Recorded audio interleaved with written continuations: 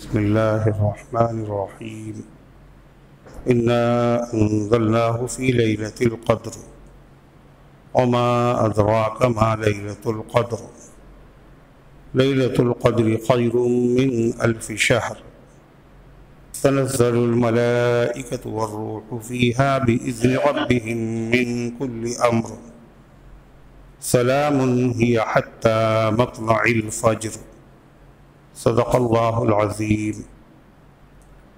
محترم حضرات، سامعین کرام، حاضرین مسجد، عزیزوں اور بزرگوں، اللہ کا کرم ہے، فضل اور احسان ہے کہ اس مالک نے صحت کی حالت میں یہ بابرکت مہینہ عطا فرمایا، اور پھر اس مہینے میں اللہ نے روزہ رکھنے کی سعادت عطا فرمائی، نماز تراویح کا اہتمام کرنے کی توفیق بخشی، اور یہ برکت والا مہینہ بڑی تیزی کے ساتھ آیا اور گزرتا چلا گیا۔ اب اس کے گنتی کے دن باقی ہیں۔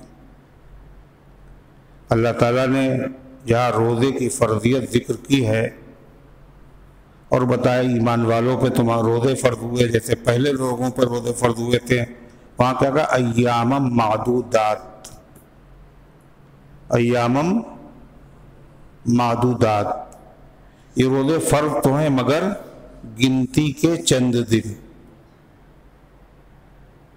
گنتی کے چند دن کتنے؟ سال میں 360 دن ہوتے ہیں، اور ان میں سے روزے کتنے ہیں؟ صرف 30 دن۔ اسی طریقے سے وہ جو رمضان کے مہینے ایام معدودات ہیں، تھوڑے دن، وہ بھی سب گزرتے چلے گئے۔ 2 عشرے مکمل ہو چکے، تیسرا عشرہ چل رہا ہے اور وہ بھی ختم ہونے کے قریب ہے۔ اور ویسے تو پورا رمضان نہایت ہی بابرکت اور قابل قدر ہے۔ رمضان کا ایک ایک لمحہ، رمضان کو بقیہ مہینوں پر فضیلت حاصل ہے، اور کیوں حاصل ہے اللہ نے وہ بھی بتایا۔ فضیلت کی بنیاد کیا؟ بیس کا ہے فضیلت کا۔ رمضان آخر 11 مہینوں سے افضل کیوں؟ فرمایا شہر رمضان الذی انزل فیہ القرآن۔ رمضان کی فضیلت کی بنیاد کیا ہے؟ اس میں قرآن نازل کیا گیا، اور قرآن سے بڑی کوئی نعمت ہے نہیں۔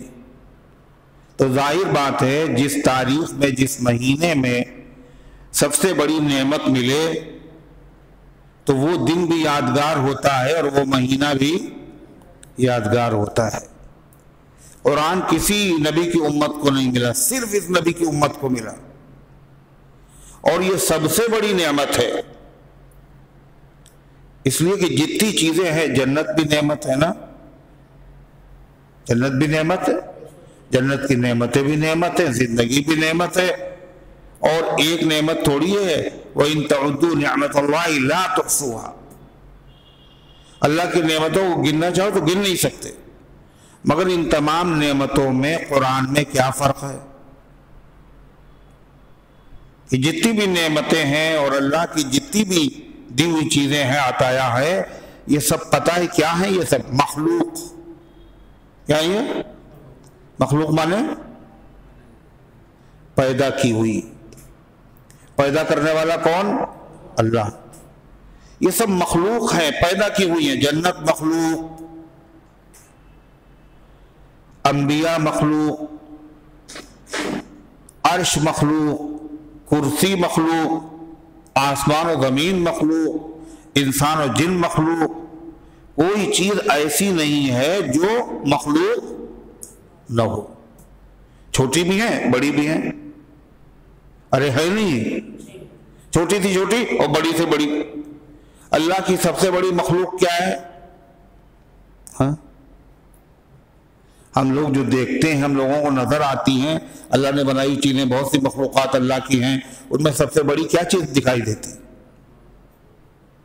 سوچ رہے ہیں کیا بتائیں؟ ارے سب سے بڑا کیا دکھتا ہے؟ تو اس میں کیا پریشانی؟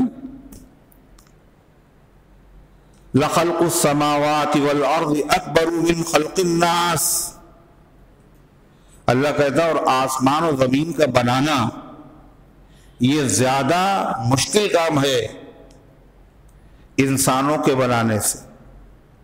انسان کو بھی ہم نے بنایا، انسان کتنا چھوٹا سا تو ہے، اور انسان کہتا ہے کہ مرنے کے بعد دوبارہ خدا زندہ نہیں کر پائے گا۔ اللہ فرمایا جب انسان جو چھوٹا سا ہے، اس سے بڑی بڑی مخلوقات کو جب پیدا کر سکتے ہیں، آسمان ہم نے بنائے، زمین ہم نے بنائی، تو انسان کا بنانا کیا مشکل ہے؟ ایک جگہ فرمایا انتم اشد خلقا ام السماء بناها، کہ تمہارا بنانا مشکل ہے یا وہ آسمان جو اللہ نے بنا دیا؟ اللہ بھی بتا رہا ہے مخلوق کی نظر میں سب سے بڑی میری مخلوق کیا ہے؟ آسمان ہے۔ اور واقعہ یہ ہے دنیا میں کہیں چلے جاؤ آسمان ہر جگہ موجود، کہیں اس کی انتہائی نہیں معلوم ہوتی، اتنی بڑی مخلوق آسمان، اتنی بڑی مخلوق زمین، مگر اللہ تعالیٰ فرماتے یہ تو تمہیں دکھتا ہے، اور جو تمہیں نہیں دکھتا ہم بتائیں۔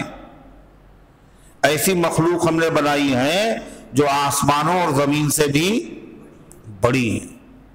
اللہ کیا بڑا ہے؟ اللہ کہتا کرسی،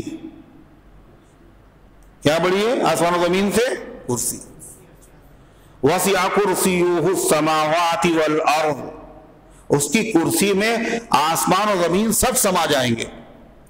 اور حدیث میں آتا ہے کرسی کے اتنی بڑی ہے آسمان و زمین سے، جیسے یوں سمجھیے ایک بہت بڑا میدان ہو اور اس کے اندر انگوٹھی کا ایک چھلا ڈال دیا جائے۔ آسمان و زمین کی اوقات اور بساط کرسی کے سامنے اتنی سی ہے۔ کتنی بڑی ہوگی کرسی؟ اس کو تو نہیں دیکھا۔ اور اللہ فرماتا تمہیں ہم بتائیں، ہم ہی تو پیدا کیا۔ الا یعلم من خلق وهو اللطیف الخبیر، جس نے بنایا وہی نہیں جانے گا، وہی بتائے گا۔ ایک مخلوق ہم نے ایسی پیدا کی ہے جو کرسی سے بھی بڑی، اور اس سے بڑی ہم نے کوئی مخلوق نہیں پیدا کی۔ وہ کیا ہے؟ وَهُوَ رَبُّ الْعَرْشِ الْعَظِيمِ، اللہ کیا ہے؟ عرش عظیم کا مالک۔ عظیم مانے بڑا۔ اللہ کا عرش کتنا بڑا ہے؟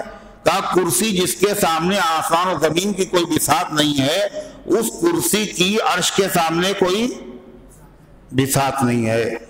وہ کرسی اللہ کے عرش کے سامنے ایسی ہے جیسے ایک بڑے میدان میں ایک چھلا ڈال دیا جائے، اتنی بڑی مخلوق۔ اللہ نے قرآن میں کہا، اور ہمارا ایمان ہے، ایک دعا بھی ہے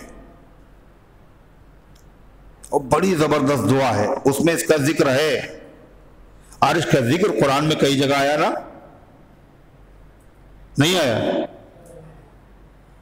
عرش کا ذکر کہاں ہے؟ سورہ بروج میں ہے۔ کیا ہے؟ عرش المجید آیا، بزرگ عرش والا۔ سورہ توبہ کے آخر میں ہے کیا؟ فَإِن تَوَلَّوْا فَقُلْ حَسْبِيَ اللَّهُ لَا إِلَٰهَ إِلَّا هُوَ عَلَيْهِ تَوَكَّلْتُ وَهُوَ رَبُّ الْعَرْشِ الْعَظِيمِ۔ کیا معنی اس کے؟ زبردست آیت، وظیفہ، اور ایسا وظیفہ جو کسی مولوی نے نہیں بتایا، جو کسی بزرگ نے نہیں بتایا، جو وظیفہ کسی نبی نے نہیں بتایا۔ یہ وظیفہ نبیوں کے امام کو سکھایا تھا، کس نے؟ خود رب العرش الکریم نے، عرش والے نے سکھایا۔ کس کو؟ نبیوں کے امام کو، حضور پاک صلی اللہ علیہ وسلم، اور آپ کے واسطے سے امت کو سکھا دیا ہو۔ بہت زبردست علماء نے لکھا جس دن یہ آدمی پڑھ لے اس کو اچانک موت نہیں آئے گی. حادثے تو چھوڑیے، حادثات واقعات سے اللہ اس کی حفاظت کرے گا، موت بھی نہیں آئے گی اس دن اس کو اچانک. اتنا زبردست وظیفہ. کوئی کام اگر نہیں ہو رہا ہے اور وہ کام ہے جائز، ہم چاہتے کہ ہو جائے، ساری ہم نے ترکیبیں کر لی اور اسباب اختیار کر لیے، مگر وہ ٹس سے مس نہیں ہو رہا، ہوتا ہے اور رک جاتا ہے. کسی سے بھی کام ہو، کوئی کتنا بھی بڑا ہو، آپ کتنے چھوٹے ہوں، وہ کام ہو کے رہے گا، وہ کام ہو کے رہے گا. ایسا وظیفہ کئی مرتبہ پڑھنا ہے، کہا 7 مرتبہ صبح پڑھ لو اور 7 مرتبہ شام کو پڑھ. اللہ تعالیٰ نے کیا کہا حضور پاک صلی اللہ علیہ وسلم سے؟ فَإِن تَوَلَّوْا، اگر وہ منہ پھیر لیں اور کہنا نہ مانے، فَقُلْ، پرواہ نہ کیجیے ان کی، تو آپ کہیے، کیا کہیے؟ حسبی اللہ، اللہ میرے لیے کافی ہے، علیہ توکلت، میں نے اسی پر بھروسہ کیا. اور وہ ہے کون؟ وَهُوَ رَبُّ الْعَرْشِ الْعَظِيمِ، وہ عرش عظیم کا مالک ہے. کس کا مالک ہے؟ عرش عظیم کا مالک ہے. اور عرش عظیم سب سے بڑی مخلوق ہے اور سارے فیصلے وہیں سے ہوتے ہیں.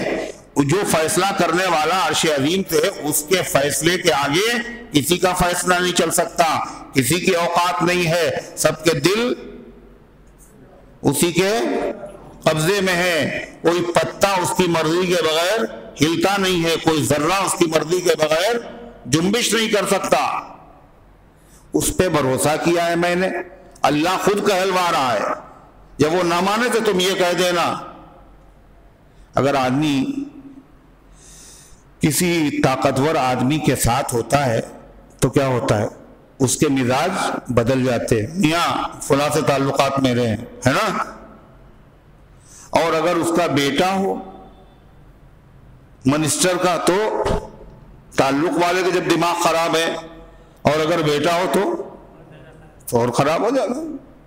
حالانکہ خود منسٹر ہے نہیں، تعلقات پہ اتنا ناز ہے، زمین پہ پاؤں نہیں پڑ رہے ہیں. کیا کہا انہوں نے؟ میری جیب میں ہے کٹا اور میری رائفل بھری ہے، مجھے خوف کیا پولیس کا، میرا باپ منتری ہے. سمجھ رہے ہیں؟ میرا باپ منتری ہے، مجھے کیا ضرورت کسی سے ڈرنے کی. دنیا کے جتنے حاکم ہیں یہ سب کیا ہیں اللہ کے سامنے؟ کچھ نہیں. اللہ ہے سب سے بڑا حاکم، احکم الحاکمین، وہی تو بادشاہ ہے. اوست سلطان ہر چه خواهد کند، عالم را درد میں ویراں کند. بادشاہ تو وہی ہے، جو چاہا وہ کیا، جو چاہتا ہے کرتا، جو چاہے گا کرے گا. بڑے بڑے شہروں کو ایک لمحے میں قبرستان بنا دیتا ہے. ہوتا ہے نہیں ہوتا؟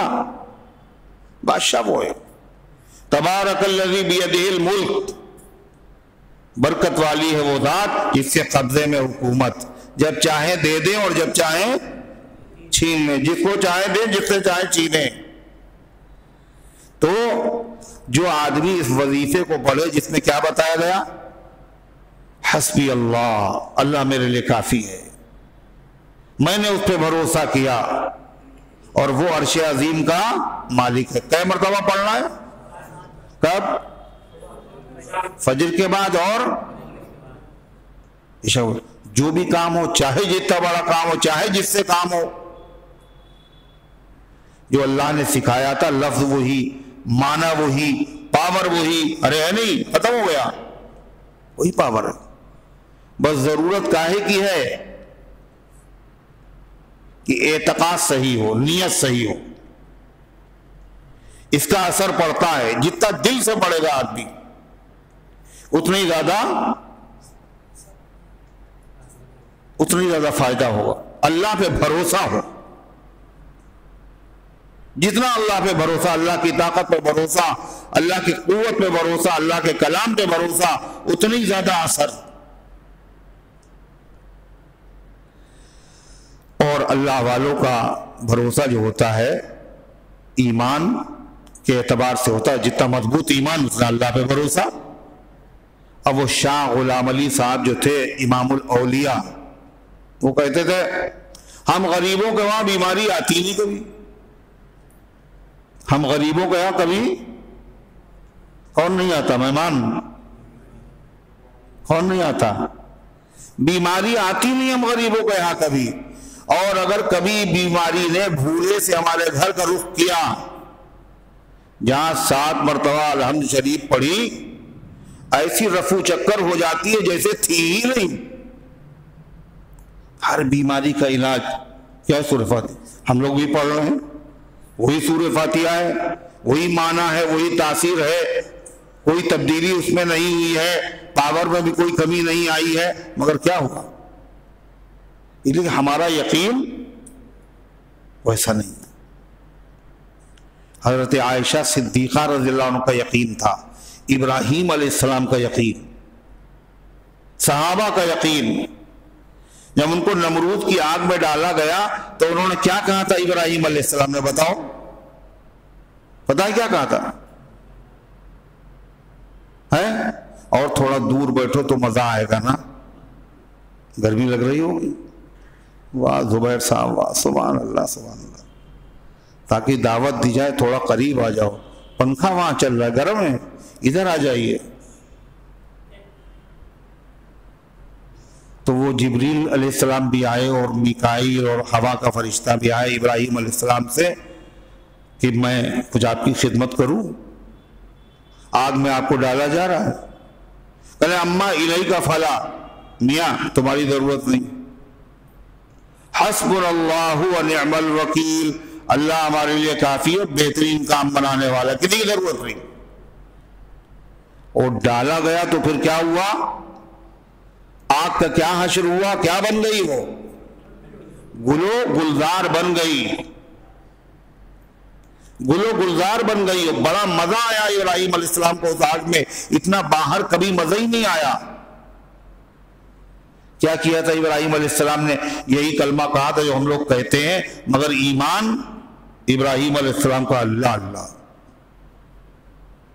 آج بھی ہو جو براہیم سا ایما پیدا، آگ کر سکتی ہے انداز گلستاں پیدا۔ جیسا ایمان ہو تو آج بھی کیا ہوگا؟ آگ گلستان بن سکتی ہے۔ صحابہ جیسا ایمان، حضرت صحابہ احد کے میدان میں 70 صحابہ شہید ہوئے تھے نا، تفصیل میں نہیں جانا ہے، 70 صحابہ شہید اور باقی زخمی، اللہ کے رسول صلی اللہ علیہ وسلم بھی زخمی، دندان مبارک شہید ہو چکے، حلقے کی کڑیاں چھپ چکی، اور 70 کی قبریں کھدنا، نہلانا بھی ہے، نہلانا کہ وہ تو شہید ہیں، ان کی نماز جنازہ ہونا، ان کی تدفین ہے، اور ٹوٹے ہوئے ہیں، دن بھر کے لڑے ہوئے اور زخمی۔ ارے ہے نہیں مشکل کام؟ عین اس حالت میں خبر آتی ہے، وہ جو لشکر گیا تھا نا پلٹ کے آ رہا ہے، ان الناس قد جمعوا لکم، لوگ تمہارے لیے پھر سے اکٹھا ہو رہے ہیں۔ تو وہ جو صحابہ تھے بالکل ایک دم سے یعنی خستہ حال، زخموں سے چور، تھکن سے نڈھال، صدمے بھی دماغ کے اوپر طاری، اللہ کے نبی کی تکلیف کا احساس۔ جیسے انہوں نے یہ سنا تو انہوں نے کیا کہا پتا؟ قرآن خود بتاتا ہے، قالوا حسبنا اللہ ونعم الوکیل، ان کا اللہ ہمارے لیے کافی بہترین کام بنانے والا ہے۔ کیسے کہا تھا انہوں نے؟ کس دل سے کہا تھا؟ ایسی دہشت طاری ہوئی ان دشمنوں پر، ان کی واپس آنے کی ہمت ہی نہیں ہوئی۔ یہ کیا ہے؟ اندر کا جذبہ۔ حضرت عائشہ صدیقہ رضی اللہ عنہا جب ان پر منافقین نے تہمت لگائی، گندہ الزام، اور ان غریب کو پتہ بھی نہیں، اس قدر بھولی، اس قدر سادہ، پتہ بھی نہیں کیا میرے خلاف سازش ہوئی، اللہ کے نبی صلی اللہ علیہ وسلم کے رویے میں فرق معلوم ہوتا تھا، لیکن پتہ کچھ نہیں تھا۔ ایک دن جب ان کو یہ پتہ چلا تو جا رہی تھی استنجا کرنے کے لیے، جیسے یہ خبر سنی تو استنجا کا تقاضا ختم ہو گیا، اور وہ دن تھا، اور روتے روتے اجازت مانگی، اپنے والدین کے گھر پہ آ گئی۔ 1 مہینے تک اللہ کے نبی پریشان، صحابہ پریشان، اور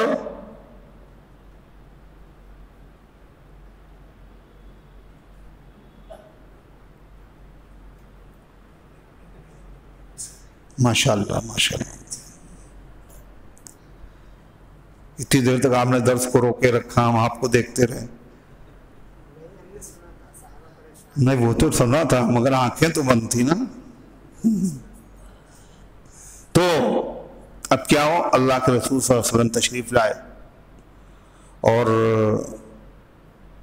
حضرت عائشہ صدیقہ رضی اللہ عنہ فرماتی ہیں کہ رات دن آنکھوں سے آنسو بہ رہے بس خالی، اور سونے کا، نیند کا کوئی نام و نشان نہیں۔ بخاری شریف میں بہت بڑے 2 صفحے میں یہ واقعہ انہوں نے خود بیان کیا، حضرت عائشہ رضی اللہ عنہ۔ اللہ کے رسول ایک دن آئے صلی اللہ علیہ وسلم اور بیٹھ گئے، اور کہا عائشہ دیکھو اگر تم سے گناہ ہوا ہو تو تم توبہ کر لو، معافی مانگو، اللہ بہت معاف کرنے والا ہے۔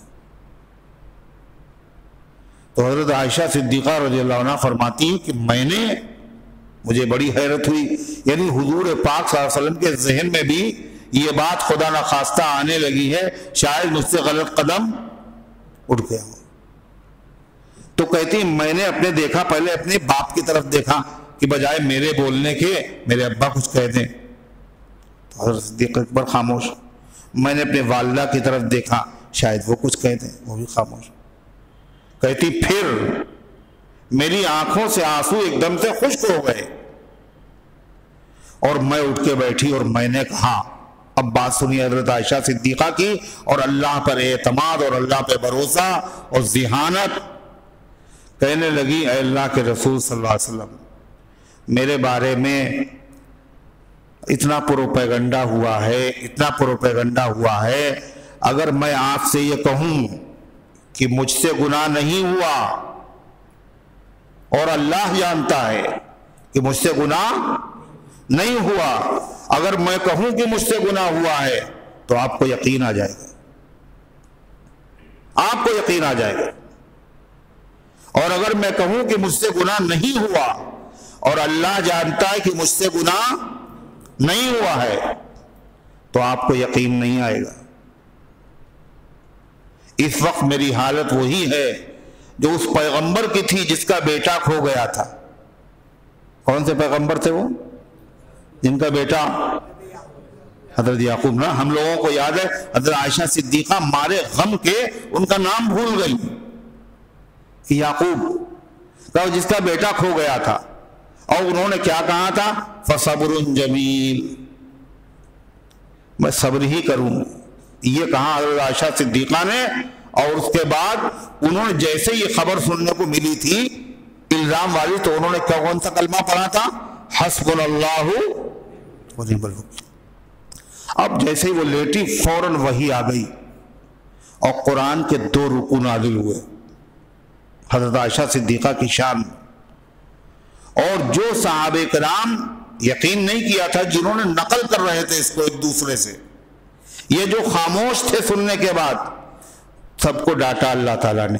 اللہ تعالیٰ نے فرمایا تم نے جب سنا تھا تو تم نے کہا کیوں نہیں؟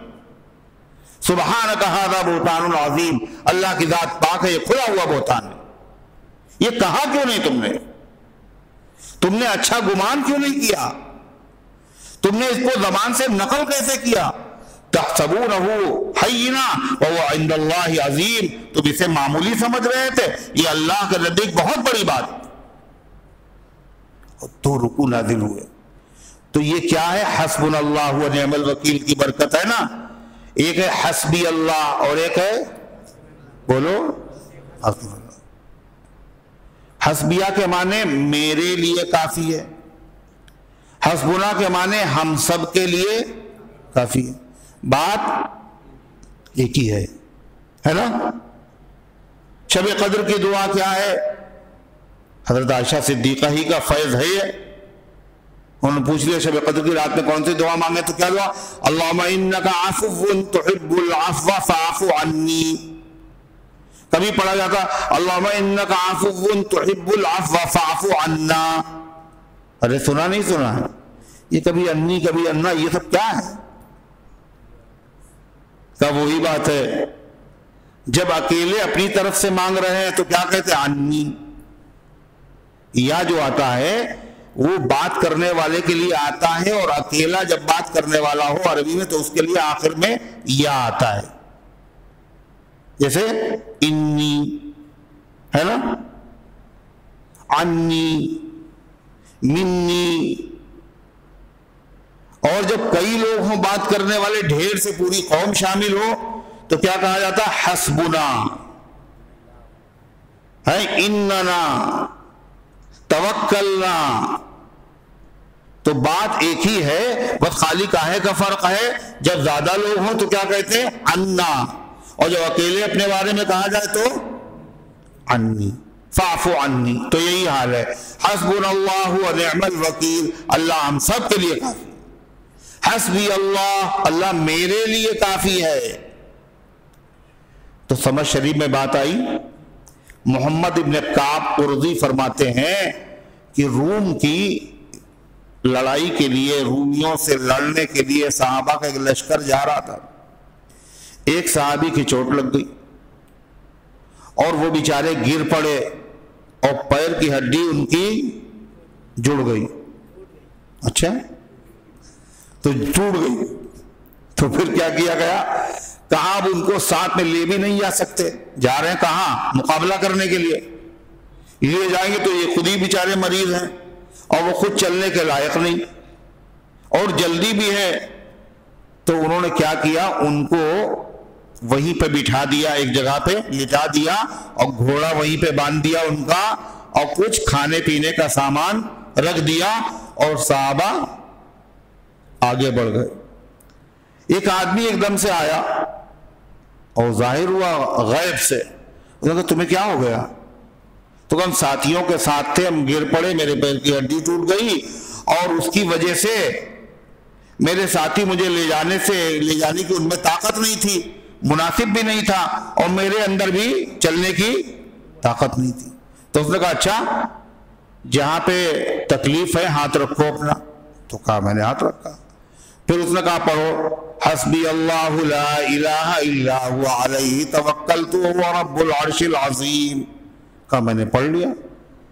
کہا جیسے میں نے پڑھا اور پڑھ کے دم کیا تو پتہ نہیں ہڈی ٹوٹی تھی، بالکل صحیح سالم ہو گیا، اور گھوڑا کھولا اور بیٹھ کر اپنے ساتھیوں سے جا کر کے مل گیا. یہ کاہے کی برکت تھی؟ حسبی اللہ لا الہ الا هو علیہ توکلت وهو رب العرش العظیم. اس کی برکت ہے. علامہ آلوسی رحمت اللہ علیہ بہت بڑے مفسر ہیں.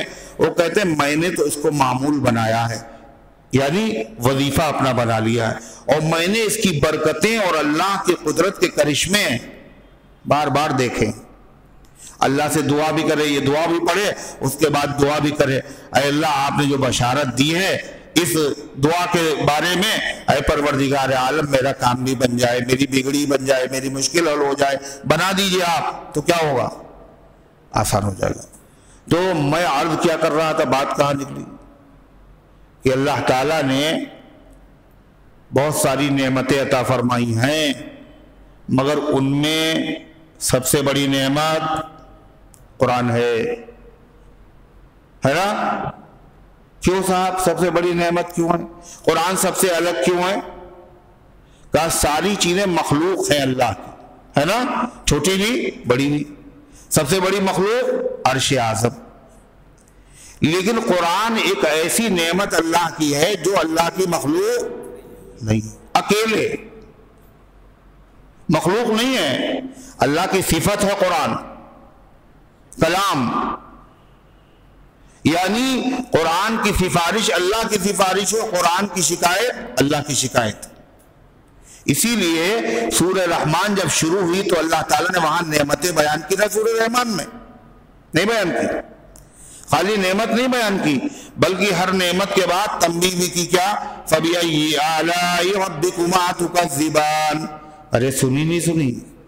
کیا معنی ہیں؟ اے انسانوں اے جنوں، اللہ کی کون کون سی نعمتوں کو جھٹلاؤ گے؟ بے شمار نعمتیں، ان میں سب سے پہلے اللہ نے جس نعمت کا ذکر کیا وہ نعمت سب سے بڑی ہے. وہ کون سی نعمت ہے؟ کہاں سے شروع ہو رہی سورہ رحمان؟ الرحمن. آگے ارے بولو نا، کیا ہے آگے؟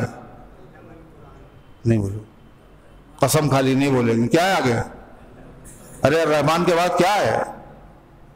علم القرآن. الرحمن علم القرآن خلق الانسان علمہ البیان. رحمان وہ ہے جس نے قرآن سکھایا، پہلی نعمت. اور آگے کیا کریں؟ خلق الانسان، اور انسان کو پیدا کیا. اچھا پہلے انسان کو پیدا کیا یا پہلے قرآن سکھایا؟ سوچ لیجئے. اب سوچ رہے ہیں بہت مطلب یہ کیا بات ہوئی؟ پہلے پیدا کیا پہلے قرآن سکھایا؟ پہلے پیدا کیا نا. اور اللہ قرآن میں بیان کیسے کر رہا ہے؟ الرحمن علم القرآن خلق الانسان علمہ البیان. رحمان وہ جس نے قرآن سکھایا، انسان کو پیدا کیا، اس کو بات کرنے کا سلیقہ سکھایا. تو پہلے قرآن سکھایا اور بعد میں پیدا کرنے کا ذکر ہے. حالانکہ ہوتا ہے پہلے پیدا بعد میں سیکھتا ہے. سب سے پہلے بیان کر کے بتایا سب سے بڑی نعمت، اور پھر پیدائش کا ذکر بعد میں کر کے یہ بتایا انسان کی پیدائش کا مقصد کیا ہے. کیا مقصد ہے؟ قرآن سیکھنا اور اس کے تقاضوں پر عمل کرنا. زندگی کا مقصد یہی. کیا مقصد ہے زندگی کا؟ وَمَا خَلَقْتُ الْجِنَّ وَالْإِنسَ إِلَّا لِيَعْبُدُونَ. انسانوں جنوں کو عبادت کر پہ، اور عبادت کا طریقہ قرآن کے بغیر معلوم نہیں ہو سکتا. پہلے علم ہوگا پھر عمل ہوگا. تو غرضے کی رمضان کی فضیلت کیوں ہے اتنی زیادہ؟ اللہ نے خود بتایا کیا ہے؟ انزل فیہ القرآن. قرآن جیسی نعمت اس میں ملی ہے. اس نعمت کو جتنا تم سمجھتے جاؤ گے رمضان کی عظمت تمہارے اوپر کھلتی چلی جائے گی. ہم لوگوں رمضان کی عظمت ہم لوگوں کو پتہ نہیں ہے، اور کھا لیا پی لیا افطاری ہے اور یہ ہے وہی. رمضان ہے کیا ہمیں پتہ ہی نہیں. تو اللہ والے جانتے. اللہ کے نبی سے پوچھئے، پھر صحابہ سے پوچھئے، پھر تابعین سے پوچھئے. سب سے بڑا رمضان کا وظیفہ کیا ہے؟ قرآن. امام حنیفہ رحمت اللہ علیہ رمضان میں 60 قرآن ختم کرتے تھے. کتنے؟ 60 61 ایک دن میں، ایک رات میں، روزانہ، اور ایک نماز تراویح میں الگ. کتنے ہو گئے؟ 61. ایک دن میں، ایک رات میں، اور ایک نماز تراویح میں، پورے مہینے 61 قرآن. ہم لوگوں نے کتنے پڑھے ہیں؟ ٹائم ہے مگر کیا کر رہے ہیں؟ بیٹھے باتیں کر رہے ہیں. امام شافعی 60 قرآن. یہ صحابہ نہیں ہے، یہ تو تابعی بھی نہیں، یہ تو بہت بعد کے لوگ ہیں. اور جہاں امام صاحب جیل میں جہاں ان کا انتقال ہوا ہے جس جگہ پر، تو انہوں نے معلوم کتنے قرآن ختم کیے؟ 7000 قرآن. کتنے؟ 7000 قرآن ختم کیے وہاں. یہ جانتے تھے کہ قرآن اللہ کی نعمت کیسی ہے. اللہ کسی بھی کلام کو اتنے غور سے توجہ سے سنتا ہی نہیں ہے اتنا قرآن کو سنتا ہے. قرآن کی بات ہی اور ہے. تو رمضان کا مہینہ کیا ہے؟ افضل کیوں ہے؟ پورا رمضان کا مہینہ اللہ نے بنیاد بتائی کہ اس میں قرآن نازل ہوا. پھر پورے رمضان میں برابر نہیں ہے پورا رمضان بھی. اللہ نے جتنی مخلوقات بنائی ہیں یہ مخلوقات سب برابر نہیں ہیں. برابر ہے؟ برابر نہیں ہے، فرق ہے۔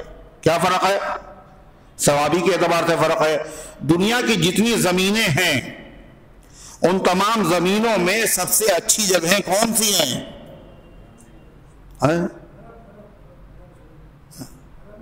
یہ دیکھیے ہے، بولو، پوری دنیا میں سب سے اچھی زمینیں، زمین نہیں کہہ رہا ہوں، زمینیں، مساجدہا، حدیث میں ہے روئے زمین کے تمام ٹکڑوں میں، تمام حصوں میں سب سے افضل مقام کیا ہے؟ مسجدیں ہیں۔ اور روئے زمین کی تمام خراب چیزوں میں سب سے بدترین مقام کیا ہے؟ اسواقہا، بازار ہے۔ یعنی پھر بازار نہیں جانا چاہیے، جب سب سے خراب ہے تو نہیں جانا چاہیے، کہا مگر مجبوری بھی تو ہے نا۔ باتھ روم، لیٹرین، بیت الخلا کیسی جگہ ہے؟ اچھی ہے نا، گھر کی سب سے اچھی جگہ وہی ہے، کیسی ہے؟ اور سب سے خراب جگہ ہے نا۔ مگر جس گھر میں نہ ہو، جس محل میں نہ ہو، جس حویلی میں نہ ہو، وہ حویلی، وہ محل کامل مکمل نہیں کہا جائے گا، کہا ادھورا، اس میں کمی ہے بھائی، بہت بڑی کمی ہے۔ کیا کمی؟ بہت بڑی، کہیں باتھ روم نہیں، ٹوائلٹ نہیں۔ تو وہاں کون کون جاتا ہے؟ وہاں بزرگ لوگ تو جاتے نہیں ہیں، اللہ والے نہیں جاتے وہاں، سبھی جاتے ہیں وہاں۔ کیوں جاتے؟ شوق سے نہیں جاتے ہیں۔ کیسے جاتے ہیں؟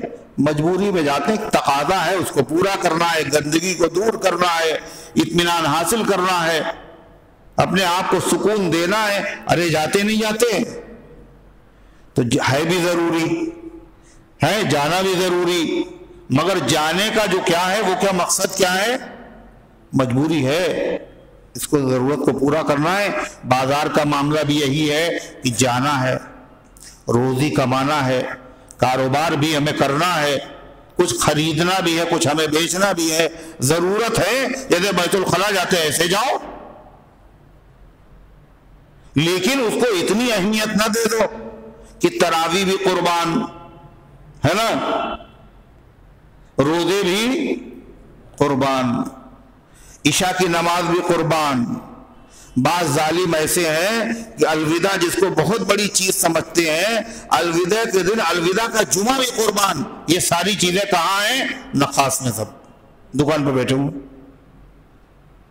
دکان پہ بیٹھے، اخیر عشرہ، طاق راتیں، تراویح، سب قربان۔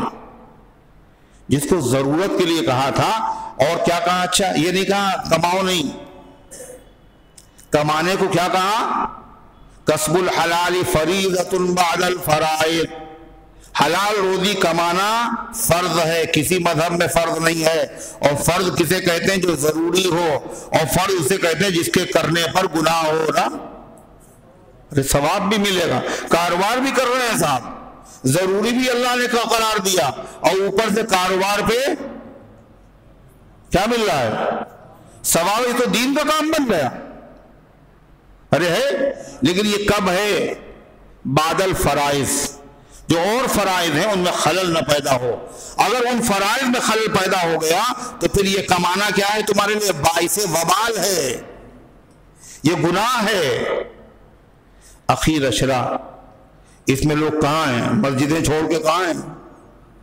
کہاں ہیں؟ سب بازار میں بیٹھے ہوں۔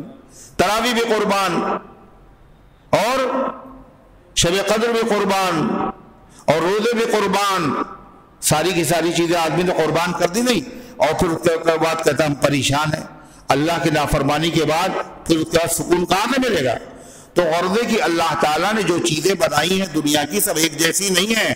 ساری دنیا کی زمینیں ایک جیسی نہیں ہیں، بلکہ دنیا کی تمام زمینوں میں سب سے اچھی زمینیں مسجدیں ہیں نا، اور سب سے خراب جگہیں بازار ہیں۔ ضرورت کے لیے جانے کی اجازت ہے نا، کوئی مسئلہ نہیں، بلکہ عبادت بن جائے گا۔ پھر جو مسجدیں ہیں، یہ مسجدیں بھی سب برابر نہیں، بتاؤ گا، مسجدیں بھی سب برابر نہیں ہیں۔ دنیا کی تمام مسجدوں میں 3 مسجدیں سب سے افضل ہے، ان سے افضل دنیا کی کوئی مسجد نہیں. کہے جو 3 کا درجہ ہے وہ کسی مسجد کا نہیں. سب سے پہلی مسجد اقصی یعنی بیت المقدس. ایک نماز پڑھو گے مگر 1000 نمازوں کا ثواب ملے گا.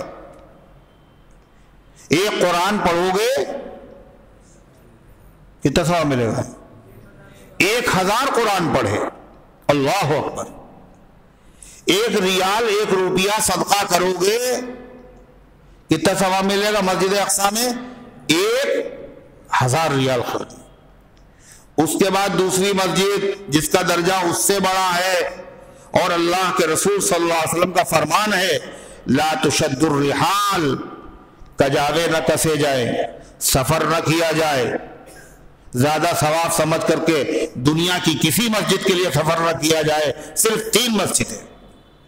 اللہ کے نبی فرماتے جائز نہیں ہے، نبی کا فتویٰ ہے لا تحل لا تشدو، سفر نہ کیا جائے. اس مسجد میں زیادہ ثواب ملے گا، وہاں جا رہے ہیں سفر کر. کسی مسجد میں ثواب نہیں ملے، ساری مسجدیں برابر ہیں. کہنے لگے کہ وہ ندوے والی مسجد میں جو ہے نکاح ہوا، اس لیے کہ میمون نگر کی جو مسجد ہے اس کا تو وہ درجہ ہے ہی نہیں جو ندوے والی مسجد کا درجہ ہے.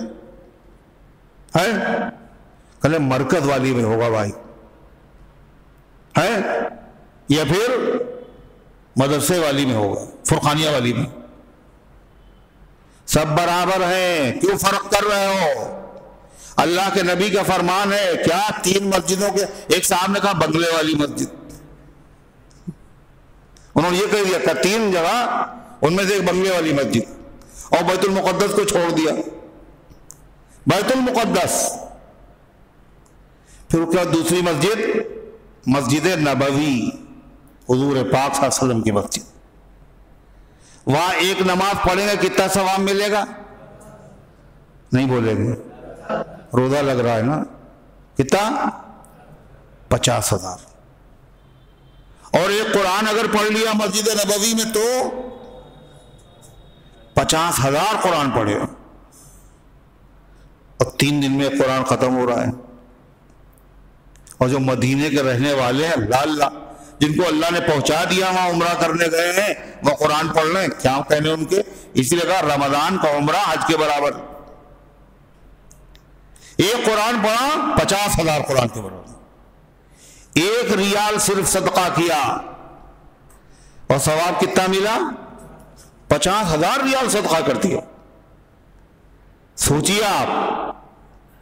تیسری مسجد جو سب سے اعلیٰ، سب سے اعظم، سب سے افضل، سب سے بابرکت ہے، اس سے بڑی کوئی مسجد نہیں. اس مسجد کا نام ہے مسجد حرام. کعبۃ اللہ، بیت اللہ کے پاس جو مسجد ہے، وہاں ایک نماز کا ثواب کتنا ہے؟ 1,00,000. ایک تراویح کی رکعت پڑھی 1,00,000 رکعتیں ہو گئیں. اور 20 رکعت پڑھی تو کتنی ہو گئی؟ 20 لاکھ ہو گئی. اللہ کتنے خوش نصیب ہیں وہ لوگ. ایک قرآن پاک ختم کیا 1,00,000 قرآن، کتنا ثواب ملے گا؟ 1 ریال صدقہ کرنے پر 1,00,000 ریال. اور جتنے صدقہ کرو گے اتنا زیادہ ثواب بڑھتا چلا جائے گا. تو اسی طریقے سے جیسے مسجدیں سب برابر نہیں ہیں، 3 مسجدیں سب سے افضل ہے نا، ایسے ہی انبیاء سب برابر نہیں ہیں. انبیاء میں بھی بعض سے اللہ نے قرآن میں کہا تِلْكَ الرُّسُلُ فَضَّلْنَا بَعْضَهُمْ عَلَى بَعْضٍ، یہ رسول ہیں، ان میں سے بعض کو بعض پر ہم نے فضیلت دی ہے. سب سے فضیلت والے کئے پیغمبر ہیں؟ پیغمبر کل کتنے ہیں بھائی؟ کتنے ہیں؟ کیا دیکھ رہے ہیں آپ؟ گھڑی دیکھ رہے ہیں نا؟ کیا ٹائم ہوا؟ پھر سے دیکھیے، ایک مرتبہ پھر سے دیکھیے. پیغمبر کتنے آئے دنیا میں؟ نہیں معلوم. ٹائم کتنا ہوا یہ معلوم ہے؟ یہ بھی نہیں. اور پھر بھی نہیں سن رہے ہو، اوپر دیکھ رہے ہو. 1,24,000। صحابہ کتنے ہیں؟ 1,24,000۔ ان تمام پیغمبروں میں پیغمبر کے برابر کوئی غیر پیغمبر جو پیغمبر نہ ہو وہ کبھی برابر ہو ہی نہیں سکتا، چاہے صحابی ہو چاہے کوئی بھی ہو۔ آخر میں عیسیٰ علیہ السلام آئیں گے، عیسیٰ علیہ السلام آئیں گے، دجال کو قتل کریں گے قیامت کے قریب، اور نماز کون پڑھائے گا وہاں؟ حضرت مہدی، اور عیسیٰ علیہ السلام کو پیچھے نماز پڑھیں گے۔ مگر مہدی جو ہیں وہ عیسیٰ علیہ السلام سے افضل نہیں ہے۔ کیوں؟ وہ نبی نہیں، وہ نبی ہیں، نبی سے افضل کوئی نہیں۔ اور تمام نبیوں میں 5 پیغمبر سب سے افضل ہیں۔ کتنے؟ 5۔ ان 5 کو کہا جاتا اولو العزم پیغمبر، اولو العزم پیغمبر۔ وہ 5 کون کون سے ہیں؟ نوح علیہ السلام، ابراہیم علیہ السلام، موسیٰ علیہ السلام اور عیسیٰ علیہ السلام۔ کئے ہو گئے؟ 4۔ اور حضور انور صلی اللہ علیہ وسلم۔ یہ 5 افضل ہیں، اور 5 میں سب سے افضل حضور پاک صلی اللہ علیہ وسلم ہے۔ ایسے ہماری پوری زندگی کے 3 حصے ہیں، ایک بچپن، ایک جوانی اور ایک بڑھاپا۔ زندگی پوری کی پوری، بڑھاپے کی ہو چاہے بچپن کی ہو چاہے جوانی کی ہو، کیا ہے؟ بری ہے اچھی ہے؟ بولو، قیمتی ہے؟ ارے نہیں قیمتی ہے؟ پوری زندگی قیمتی۔ آدمی زندگی کے کسی اسٹیج کے اوپر ہو عمر کی، لیکن مرنا چاہتا ہے نا؟ مرنا پھر بھی نہیں چاہتا۔ ارے ہے یا نہیں؟ زندگی پوری کی پوری اچھی، مگر اس زندگی کے بھی 3 حصے ہیں۔ کون کون؟ بچپن، جوانی، بڑھاپا۔ ان تینوں میں کون سا اچھا حصہ ہے بھائی؟ سوچ لیجئے۔ بچپنے میں کوئی فکر نہیں ہوتی ہے، جوانی میں تو بہت فکری ٹینشن ہوتی، بچپنے میں کیا ہے؟ کہا جیسا بچپنا ویسے ہی بڑھاپا، سیم۔ بچپنے میں بھی محتاج دوسروں کا، اور بڑھاپے میں بھی محتاج دوسروں کا۔ مگر بچپن میں دوسروں کو محتاج ہے، اور جن کا محتاج ہے وہ لوگ اس کی خدمت کرتے ہوئے خوش ہوتے ہیں، ہے نا؟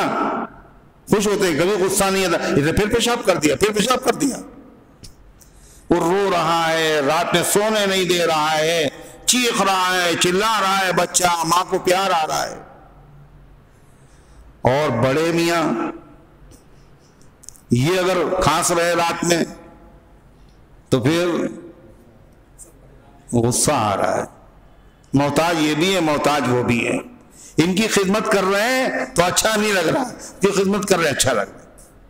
بچپن بھی ایک عمر کا حصہ ہے، اور بڑھاپا بھی ہے، اور بیچ میں جوان۔ سب سے اچھا حصہ کون سا ہے بھائی؟ سوچ کے بتاؤ نا۔ ہر نعمت کمال پہ، ہر نعمت، ہر طاقت شباب پہ۔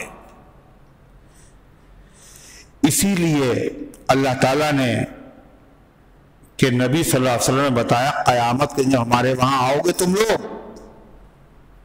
تو سب سے پہلے 5 سوال کریں گے ہم ہر آدمی سے، اور اس کے قدم میدان محشر سے ہٹنے نہیں پائیں گے۔ جو 5 سوال ہیں یہ اللہ کے نبی کا احسان ہے، پہلے سے بتا دیا کئے سوال ہوں گے؟ 5۔ صرف یہی نہیں 5 ہوں گے، یہ بھی بتایا 5 ہوں گے کیا کیا، پہلے سے سوال بتا دیے، پیپر آؤٹ کر دیا،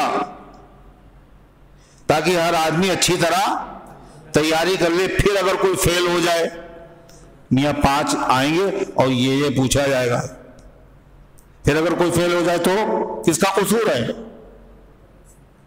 5 سوال بہرحال ہے۔ کیا کیا سوال؟ سب سے پہلا سوال کیا ہے؟ عن عمرہ فیما افنا، اس کی زندگی کے بارے میں سوال کیا جائے گا کہ کاہے میں ختم کی، یہ بتاؤ۔ جو زندگی ہم نے دی تھی یہ کاہے میں تم نے خراب کر دی، کاہے میں پرانی کر دی؟ نیکیاں کی یا برے کام کیے یا سوتے رہے، ضائع کرتے رہے، کچھ نہیں کیا تم نے، ہو گئی زندگی کے بارے میں۔ دوسرا سوال وَعَنْ شَبَابِهِ فِي مَا أَبْلَاهُ، اس کی جوانی کے بارے میں سوال ہوگا، یہ کاہے میں پرانی کر دی؟ جوانی تو زندگی میں داخل ہے نا، نہیں داخل ہے؟ زندگی کا ایک حصہ ہے جوانی۔ پہلے کہا پوری زندگی کے بارے میں سوال ہوگا، اور پھر کہہ رہے جوانی کے بارے میں الگ سے کیوں بھائی کیا ہوا؟ الگ سے سوال ہو رہا ہے، الگ زندگی کا حصہ یہ بھی ہے، کیوں؟ یہ دیکھیے زندگی کا سب سے قیمتی حصہ ہے۔ دو سوال ہوئے، تیسرا سوال کیا ہے کے بارے میں؟ ان مالی، مال کے بارے میں سوال ہوگا۔ مال کے بارے میں دو سوال، کہاں سے کمایا، کیسے کمایا، یہ بتاؤ۔ کس کو ٹوپی پہنائی تھی تم نے ہیں؟ اور لوگ اس کو معمولی چیز سمجھ رہے ہیں، کتنے دھوکہ دے رہے ہیں لوگوں کو، کتنا خطرناک کام، ڈپلیکیٹ چیز ہے اوریجنل بتا کے بیچ رہے، ملاوٹ کر رہے ہیں لوگ۔ ایک صاحب تھے وہ ابھی بتانے لگے، کہنے لگے کہ وہ حافظ بھی تھے اور مولوی بھی تھے اور برسوں سے کاروبار کر رہے تھے، اور اخیر میں انہوں نے ٹوپی پہنائی اور دبئی تشریف لے گئے۔ کیا رہ گیا بتائیے آپ؟ عالم مولوی کیا ہوتا ہے؟ من غش فلیس منا، جو دھوکہ دے اس کا ہم سے کوئی رشتہ نہیں۔ دھوکہ کس کو دے؟ ارے کس کو دے؟ اللہ کے نبی نے یہ تو نہیں بتایا جو مسلمان کو دھوکہ دے، یہ کہا ہے مسلمان دو رشتہ دار کو دو، ایسا کسی کو بھی دھوکہ دے، مسلمان غیر مسلم یہودی عیسائی کوئی بھی ہو، دھوکہ دینے والا مسلمان کیسے ہو سکتا ہے؟ تو مال لوگ کما رہے ہیں، بس گنتی بڑھا رہے ہیں۔ کیسے کمایا، کس طرح کمایا، کہاں سے کمایا، یہ بتاؤ پہلے۔ یہ تو ہو گیا، اس کے بعد پھر دوسرا سوال مال کے بارے میں، اچھا یہ کمایا جو تھا خرچ کہاں کیا، یہ بتاؤ۔ کہ صاحب یہ کیسی بات ہوئی، ہمارا مال ہم جہاں جی چاہے خرچ کریں؟ لوگ یہی تو سوچتے ہیں، ہمارا جسم ہے ہم جو چاہیں کریں، ہمارا مال ہے ہم جہاں چاہیں خرچ کریں۔ لوگ کہتے ہیں نا یہی بات، ہماری زندگی ہے زہر پھاک رہے ہیں، خودکشی کر رہے ہیں، ہے نا، چھلانگ لگا رہے، ایسی موت کیا ہے؟ حلال حرام؟ حرام کیوں بھائی؟ ہماری زندگی تھی ہم نے اپنی ختم کر لی، زندگی ہماری تھی، ہم نے کسی کے تو لیے کسی کا گلا نہیں دبایا، اپنا ہی تو دبایا۔ کہا اپنا دبایا تو کیا یہ زندگی تمہاری تھوڑی نہ تھی، یہ تو امانت تھی، یہ تو اللہ کی دی ہوئی تھی، آپ نے خیانت کی ہے، آپ کی اپنی زندگی نہیں ہے۔ مال تھا وہ سارا تالاب میں ڈال دیا تو کیا ہوگا؟ پوچھا جائے گا یہ مال آپ نے کیا کیا؟ میرا تھا، ہم چاہے نالی میں ڈالیں چاہے کچھ بھی کریں۔ کہا کیسے کریں گے آپ؟ نعمت اللہ کی دی ہوئی ہے، آتش بازی میں اڑا رہے ہیں، آپ گناہ کے کاموں میں خرچ کر رہے ہیں۔ کہاں سے کمایا اور کہاں خرچ کیا؟ اور پھر پانچواں سوال کائے کے بارے میں؟ عن علمہ، علم کے بارے میں۔ تمہیں جو جو معلومات تھی یہ بتاؤ، اس پہ عمل کتنا کیا تم نے؟ تمہیں معلوم نہیں تھا کہ زکوٰۃ کا مسئلہ کیا ہے؟ ارے زکوٰۃ فرض ہے، زکوٰۃ کے مسئلے سیکھنا فرض ہے۔ ایک صاحب تھے، ان سے ملاقات ہوئی، اور وہ بیچارے جو ہے دعوت کے کام سے لگے ہوئے، اور نئے نہیں ہیں، ذمہ دار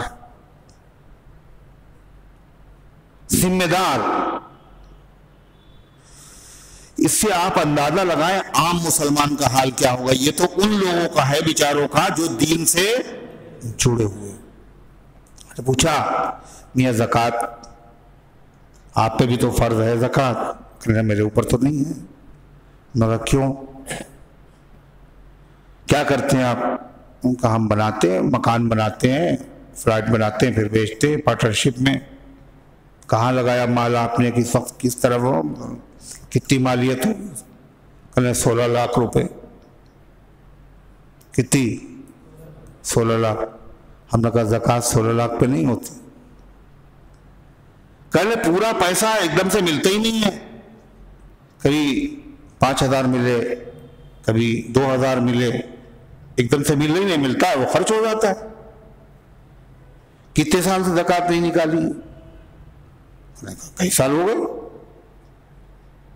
ہم نے کہا یہ کیا کیا آپ نے؟ یہ زکوٰۃ فرض ہے آپ پر اتنے سالوں سے، اس سال کی بھی نکالنا ہے اور گزشتہ سال کی جو زکوٰۃ ہے وہ بھی آپ کے ذمے باقی ہے. کہنے اس طرح تو میرے اوپر 35,000 کی زکوٰۃ ہوگی. اس غریب کو پتہ ہی نہیں. جب اس کو پتہ نہیں جو دوسروں کو سکھا رہا ہے، جتنا معلوم اتنا سکھا رہے بیچارے. مسئلہ معلوم ہی نہیں کیا، اور جب معلوم نہیں کیا تو عمل بھی نہیں ہوا. لیکن نیت میں فساد نہیں ہے، نیت میں فساد نہیں، کھوٹ نہیں ہے، لا علمی ہے. تو کہنے لگے میں آپ سے وعدہ کرتا ہوں کہ اس سال کی بھی میں نکالوں گا، اور جتنے سال میں نے نہیں دیے تھوڑا، ہم نے کہا تھوڑا تھوڑا نکالو، ایک دم سے نہیں نکال سکتے، قسطوں میں نکالو. جیسے نماز جب وقت پر نہیں پڑھ پائے تو کیا کرتے ہیں، قضا پڑھی جاتی. زکوٰۃ اگر وقت پر نہ ہو پائے تو اس کی بھی قضا ہے، فطرے کی بھی قضا ہے. فطرے کا ٹائم کون سا ہے نا؟ فطرہ یہ کب ہوتا ہے؟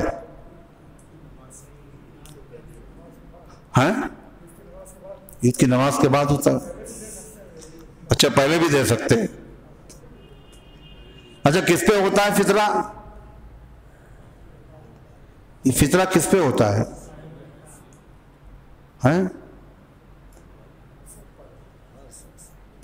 فطرہ جس پر زکوٰۃ فرض ہے اس پر فطرہ ہے، اور جس پر زکوٰۃ نہیں ہے اس پر بھی فطرہ ہے. وہاں پر زکوٰۃ ہی نہیں، وہ فطرہ بھی نہیں، نہ زکوٰۃ نہ فطرہ، دونوں تو بہت خوش ہو رہے ہیں، میرے اوپر نہیں ہے. ارے غم ہونا چاہیے، کاش کہ ہم بھی زکوٰۃ دینے والے ہوتے، اور کاش بھی ہم بھی فطرہ ادا کرنے والے ہوتے، اور کاش ہم بھی حج کرنے والے ہوتے. ہونا چاہیے نہیں ہونا چاہیے؟ وہ تو سونا اور چاندی اور کیش اور مال تجارت، اس کا زکوٰۃ کا مسئلہ تو بتا چکے ہیں، 4 چیزوں پہ ہوتا ہے. آپ کے پاس سونا بھی نہیں، چاندی بھی نہیں، مال تجارت بھی اتنا نہیں ہے. کہا کہ جو غیر ضروری چیزیں ہیں آپ کے گھر پہ، غیر ضروری کا مطلب کہنے میرے گھر پہ کوئی چیز غیر ضروری نہیں ہے. کہنے دیکھ رہے ہیں یہ گاڑی ہے، یہ بھی کام آتی ہے، یہ ڈبل ہے، ایک کام آتی ہے، ایک جب خراب ہو جاتی تو وہ بھی کام آتی. یہ گھڑیاں ہیں، کہنے ایک تو شادی میں پہنتے ہیں، اور ایک جب کوئی مر جاتا ہے تو پہنتے. کہنے یہ مکان ہے اور ایک مکان اور بنا ہوا ہے، وہ بھی ضرورت سے زیادہ تھوڑی ہے، کبھی وہاں جا کے رہتے ہیں، کبھی یہاں آ کے رہتے.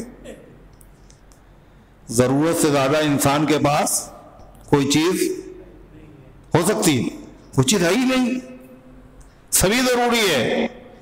کہنے اتنے پیسے میں آپ کا خرچہ پورا ہو جائے، اتنا پیسہ کہنے آڑے وقت پہ کام آئے، یہ بھی ضرورت کے لیے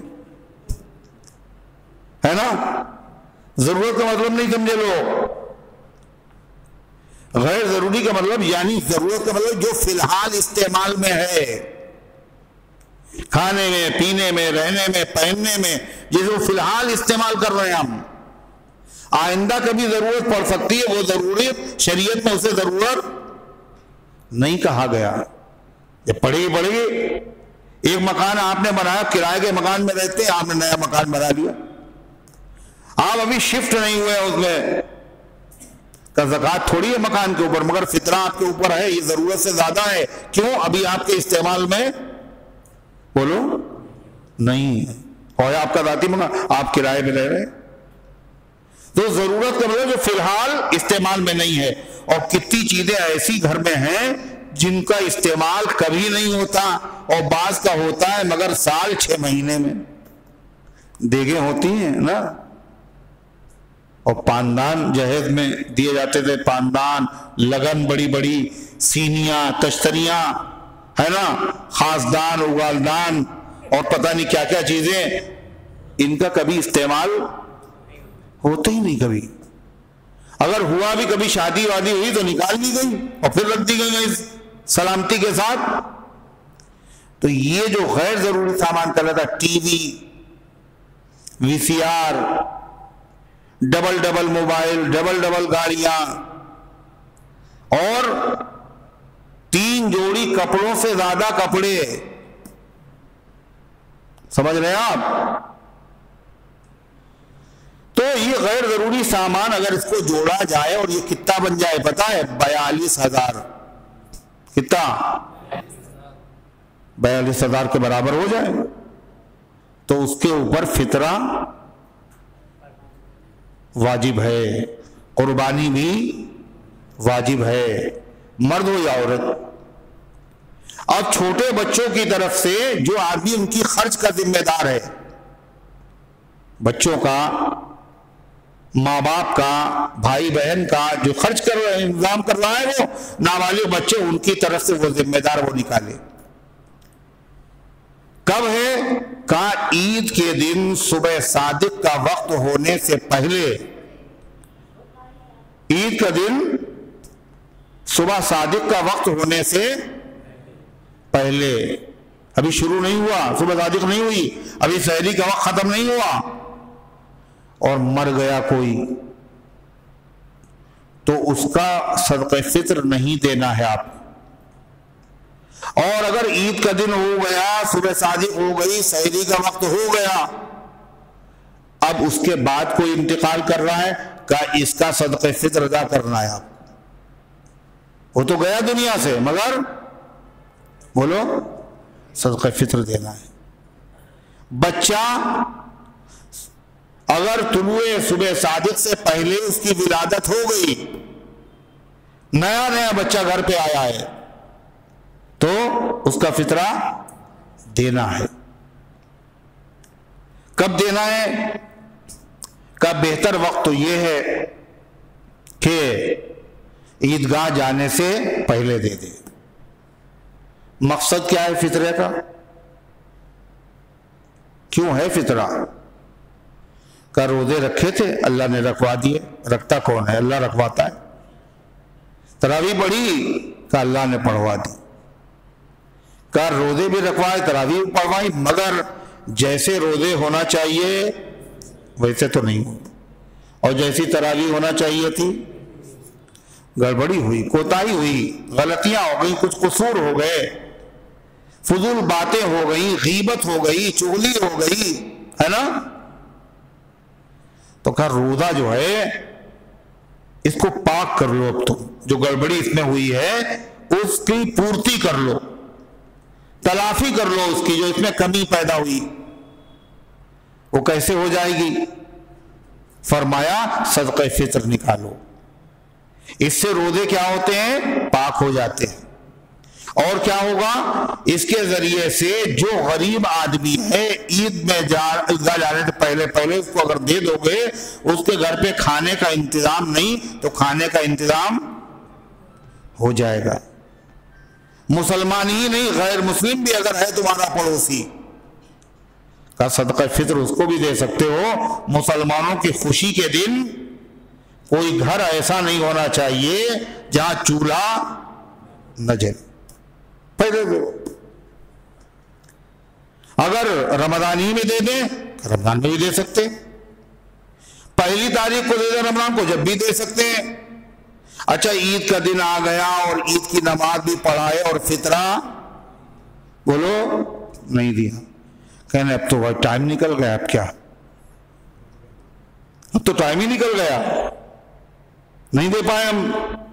کہا جی نہیں، جیسے نماز چھوٹ گئی تو پھر قضا کرو، ایسے نہیں دے سکے تو یہ ساقط نہیں۔ اور اچھا، اور ایک بات اور خاص بات، دیا نہیں، پہلے ٹال مٹول کرتے رہے، اور جب عید کا دن ہو گیا اب اس کے بعد کیا ہوا، اللہ نے ایسا حادثہ پیش آیا کہ کچھ باقی نہیں رہا، اللہ نہ کرے کچھ باقی نہیں رہا، ایک کیل باقی نہیں رہی۔ کہ پھر صدقہ فطر کا کیا ہوگا؟ کہ وہ بھی نہیں باقی رہا، جب سب نہیں باقی رہا تو بولو صدقہ فطر، کہا جی نہیں، صدقہ فطر باقی ہے، جب ٹائم تھا تم نے دیا نہیں، جب نہیں دیا تو یہ معاف نہیں ہوگا، یہ فریضہ سر پہ لدا رہے گا۔ جب حج کرنے کے قابل آدمی ہو گیا اور اگر حج کرنے نہیں گیا، بولو بعد میں غریب ہو گیا، کل ہم نے سوچا تھا اپنی بیوی کو بھی لے جائیں گے، انتظار کرتے رہے، بیوی کو لے جانا فرض تھوڑی نہ تھا، آپ کے اوپر فرض ہوا تو آپ جاتے، آپ نے دیر کر دی، اب اس پوزیشن میں نہیں کہ حج کر سکیں، تو حج تو آپ کے اوپر فرض ہو چکا تھا پہلے ہی، اب یہ ختم تھوڑی ہو گیا، آپ غریب ہوا کریں، آپ وقت پر گئے کیوں نہیں؟ جو مالی عبادتیں ہیں جب آدمی کے ذمہ لازم ہو جاتی ہیں تو پھر یہ معاف نہیں ہوتی مجبوری کی وجہ سے۔ ایسے کتنے اللہ کے بندے ہوں گے سوچئے۔ تو باہر صورت میں عرض کیا کر رہا تھا کہ جو حصے اللہ تعالیٰ نے بنائے ہر چیز میں برابری نہیں ہے۔ اور دیکھو عمر کے بارے میں 3 حصے ہیں، کون کون؟ جوانی، بڑھاپا اور بچپن۔ ان میں سب سے افضل حصہ جوانی ہے، اسی لیے الگ سے اس کے بارے میں سوال ہوگا۔ اور آخری سوال کائے کے بارے میں ہوگا؟ علم کے، جو معلوم تھا عمل کیوں نہیں کیا؟ کہنے اسی لیے ہم معلومات ہی نہیں کرتے، ہے نا؟ درس قرآن میں ہم اسی لیے نہیں جاتے ہیں، قرآن پڑھیں گے زبردستی کچھ نہ کچھ نئی بات معلوم ہوگی، اب نیا مسئلہ معلوم ہوگا تو عمل کرنا پڑے گا۔ اب نہیں عمل کا، اللہ میاں یہی پوچھے گا جو معلوم تھا اس پر عمل کیوں نہیں کیا؟ تو بلا وجہ اپنے اوپر ذمہ داری لیں، معلوم کریں، اس کے بعد پھر عمل کے بارے میں جواب دیں۔ اس لیے اس سے اچھا ہے نہ معلومات کرو اور نہ جواب دہ ہونا پڑے گا، ہے نا؟ مگر یہ ہے پاگل پن، جیسے اس آدمی نے کیا تھا جس نے کیا مسئلہ سنا تھا، صوموا لرؤیتہ وافطروا لرؤیتہ، روزہ رکھو چاند دیکھ کر اور عید مناؤ چاند دیکھ کر۔ کہ اچھا روزہ دیکھنے سے چاند فرض ہوتا ہے، چاند دیکھنے سے روزہ فرض ہوتا ہے، تو چاند دیکھو گے نہیں روزہ فرض نہیں ہوگا، جو دیکھے گا اسی میں فرض ہوگا، ہم بھیا دیکھیں گے نہیں۔ اور وہ بھی ایسے فیڑی سے کہنے اگر آبادی میں رہیں گے تو کبھی دھوکے ہوکے تو کہیں چاند دکھائی دے جائے گا، چلو گھر بار سب چھوڑ دو۔ روزے سے بچنے کے لیے کیا کیا؟ گھر بار چھوڑ دیا، جنگل میں پہنچے پڑے ہوئے، روزہ نہ فرض ہو جائے۔ اللہ اکبر۔ اب ظاہر ہے کھایا پیا وہاں بھی استنجے کا تقاضا، اب وہاں تو لیٹرین وغیرہ بنے ہوئے ہیں نہیں، تو کہاں گئے؟ تالاب پہ، اور چاندنی رات استنجا کرنے جو گئے تو دیکھا پانی میں چاند دکھائی دیا، کہنے لگے تم سے بچنے کے لیے سب کو چھوڑ دیا اور تم مانتے نہیں ہو، آنکھوں میں گھسے چلے جا رہے ہو، روزہ فرضی کروا کے چھوڑا تم نے۔ تو یہ معاملہ ہے۔ 5واں سوال ہوگا علم کے بارے میں کہ کیا عمل کیا تھا جو معلوم تھا؟ کہنا جب یہ پوچھنے کی ضرورت، نہ رہے گی شاخ ہے، نہ رہے گا بانس، نہ بجے گی بانس، اس کے اوپر سوال پیدا ہی نہیں ہونے دیں گے ہم، یہ اللہ نے اللہ دیا گیا۔ اللہ تعالیٰ کو موقع ہی نہیں دیں گے ہم کہ یہ سوال کریں کہ جو معلوم تھا اس پہ عمل کیا. ہم کہیں اللہ مجھے معلوم ہی نہیں تھا. تو پھنسیں گے. کیا پھنسیں گے؟ کہ میاں تم ڈبل مجرم ہو. یہ سارے لوگ ایک جرم ان کا ہے, ان کو علم تو تھا مگر انہوں نے عمل نہیں کیا. تم ڈبل مجرم ہو, تم نے علم بھی نہیں سیکھا اور بولو عمل بھی نہیں سیکھا. کتنے مجرم ہوں گے ایسے, سوچیے آپ. اس امت میں کتنے ایسے مجرم ہوں گے. کتنے مسائل ہمیں معلوم ہی نہیں ہیں. حج اگر فرض ہے, حج کے مسئلے سیکھنا فرض. نماز فرض ہے, نماز کے مسئلے سیکھنا فرض ہے. روزہ فرض ہے, روزے کے مسائل جاننا فرض ہے. زکوٰۃ فرض ہے, زکوٰۃ کے مسئلے معلوم کرنا فرض. اور فرض کا مطلب کرنا ضروری ہے اور چھوڑنا اس کا حرام. چھوڑنا حرام, حرام کام کر رہے. تو سب سے قیمتی حصہ کیا ہے؟ جوانی ہے. ایسے ہی رمضان پورا کا پورا مبارک ہے, مگر اس کا سب سے قیمتی حصہ آخر عشرہ ہے. سب سے قیمتی حصہ. اور اللہ کے رسول صلی اللہ علیہ وسلم کی زندگی سے پتہ چلتا ہے کہ آپ پورے رمضان کے ساتھ جو آپ کا معاملہ تھا, آخر عشرے کے ساتھ وہ معاملہ نہیں تھا. نرالا معاملہ. پورے رمضان آپ کیا کرتے تھے؟ کہا اللہ کی عبادت. آخر عشرے میں عبادت کا انداز بدل جاتا تھا. کہا بدل تو ہم لوگوں کو بھی جاتا ہے. نہیں بدلتا ہے؟ ہم لوگوں کو بھی بدلتا ہے انداز آخر عشرے میں. پورے رمضان کے مقابلے میں دیکھیے, جب پہلا عشرہ شروع ہوتا ہے تو مسجدوں میں کیا تھا عبد القیوم؟ مسجدوں میں کہنے اعتکاف کیا جاتا ہے. اسی لیے پوچھا تھا. جب پہلا عشرہ ہوتا ہے تو مسجدوں میں تل رکھنے کی جگہ نہیں. اتنا جوش, اتنا خروش ہے رمضانی نمازی مسجد میں. اس کے بعد جب دوسرا عشرہ آیا تھوڑا جوش و جنون کم ہو گیا. اب وہ جو دیگچی کا ابال تھا وہ بیٹھ رہا ہے دھیرے دھیرے. جب سب سے قیمتی عشرہ آیا تو مسجدوں میں بالکل سناٹا ہو گیا. ارے ہوا نہیں ہوا؟ یہ ہم لوگوں کا حال ہے. اللہ کے نبی کا حال کیا؟ عام رمضان میں محنت, اور جب اخیر عشرہ شروع ہوتا تو آپ کی عبادت کا انداز بدل جاتا اور زیادہ عبادت میں اضافہ کر دیتے. اتنی محنت کرتے جو پورے رمضان میں نہیں کرتے. عبادت کہاں کرتے تھے آپ؟ تہجد, وتر, نوافل کہاں پڑھتے تھے؟ مسجد میں, گھر میں؟ ارے گھر میں فرض پڑھتے تھے مسجد میں, باقی کا گھر میں. اچھا گھر میں جو آپ پڑھتے تھے تو یہ کون بتائے گا گھر میں آپ کیا پڑھتے تھے, کتنا پڑھتے تھے, کیسے پڑھتے تھے؟ کون بتائے گا؟ ارے کون بتائے گا؟ جو گھر میں کام ہوگا وہ کون بتائے گا؟ باہر والے نہیں بتائیں گے. کون بتائے گا؟ گھر والی بتائے گی. کون بتائے گا؟ گھر والی. گھر والی کون ہوتی ہے؟ اپنی بچیوں کو, بیٹیوں کو گھر والی کہتا ہے کوئی؟ داماد یہ بھی گھر والی, نواسے. گھر والی بیویاں ہوتی ہیں. عربی میں اسی کو اہل بیت کہتے ہیں. بیت مانے گھر, اہل مانے والی, گھر والی. فارسی میں اس کو اہل خانہ کہتے ہیں. تو اہل بیت اللہ کے نبی کے کون ہیں؟ آپ کی جو گھر والیاں ہیں, آپ کی گھر والیاں کون ہیں؟ ازواج مطہرات, امہات المومنین, تمام ایمان والوں کی مائیں, پیغمبر کی بیویاں, یہی ہیں اہل بیت رسول. اور محرم میں آپ کیا سنتے ہیں؟ اہل بیت کے بارے میں کیا سنتے ہیں؟ کہ 5 ہیں اہل بیت, بس. پنجتن, ہیں کون کون؟ کہ حضرت علی، حضرت فاطمہ، حضرت حسن، حضرت حسین اور حضور پاک صلی اللہ علیہ وسلم. یہ ہیں وہ چادر کے نیچے حضور صلی اللہ علیہ وسلم نے چھپایا تھا اور کہا تھا اللہم ہؤلاء اہل بیتی. تو وہ کیا کہتے ہیں؟ کہتے ہیں یہی اہل بیت ہیں.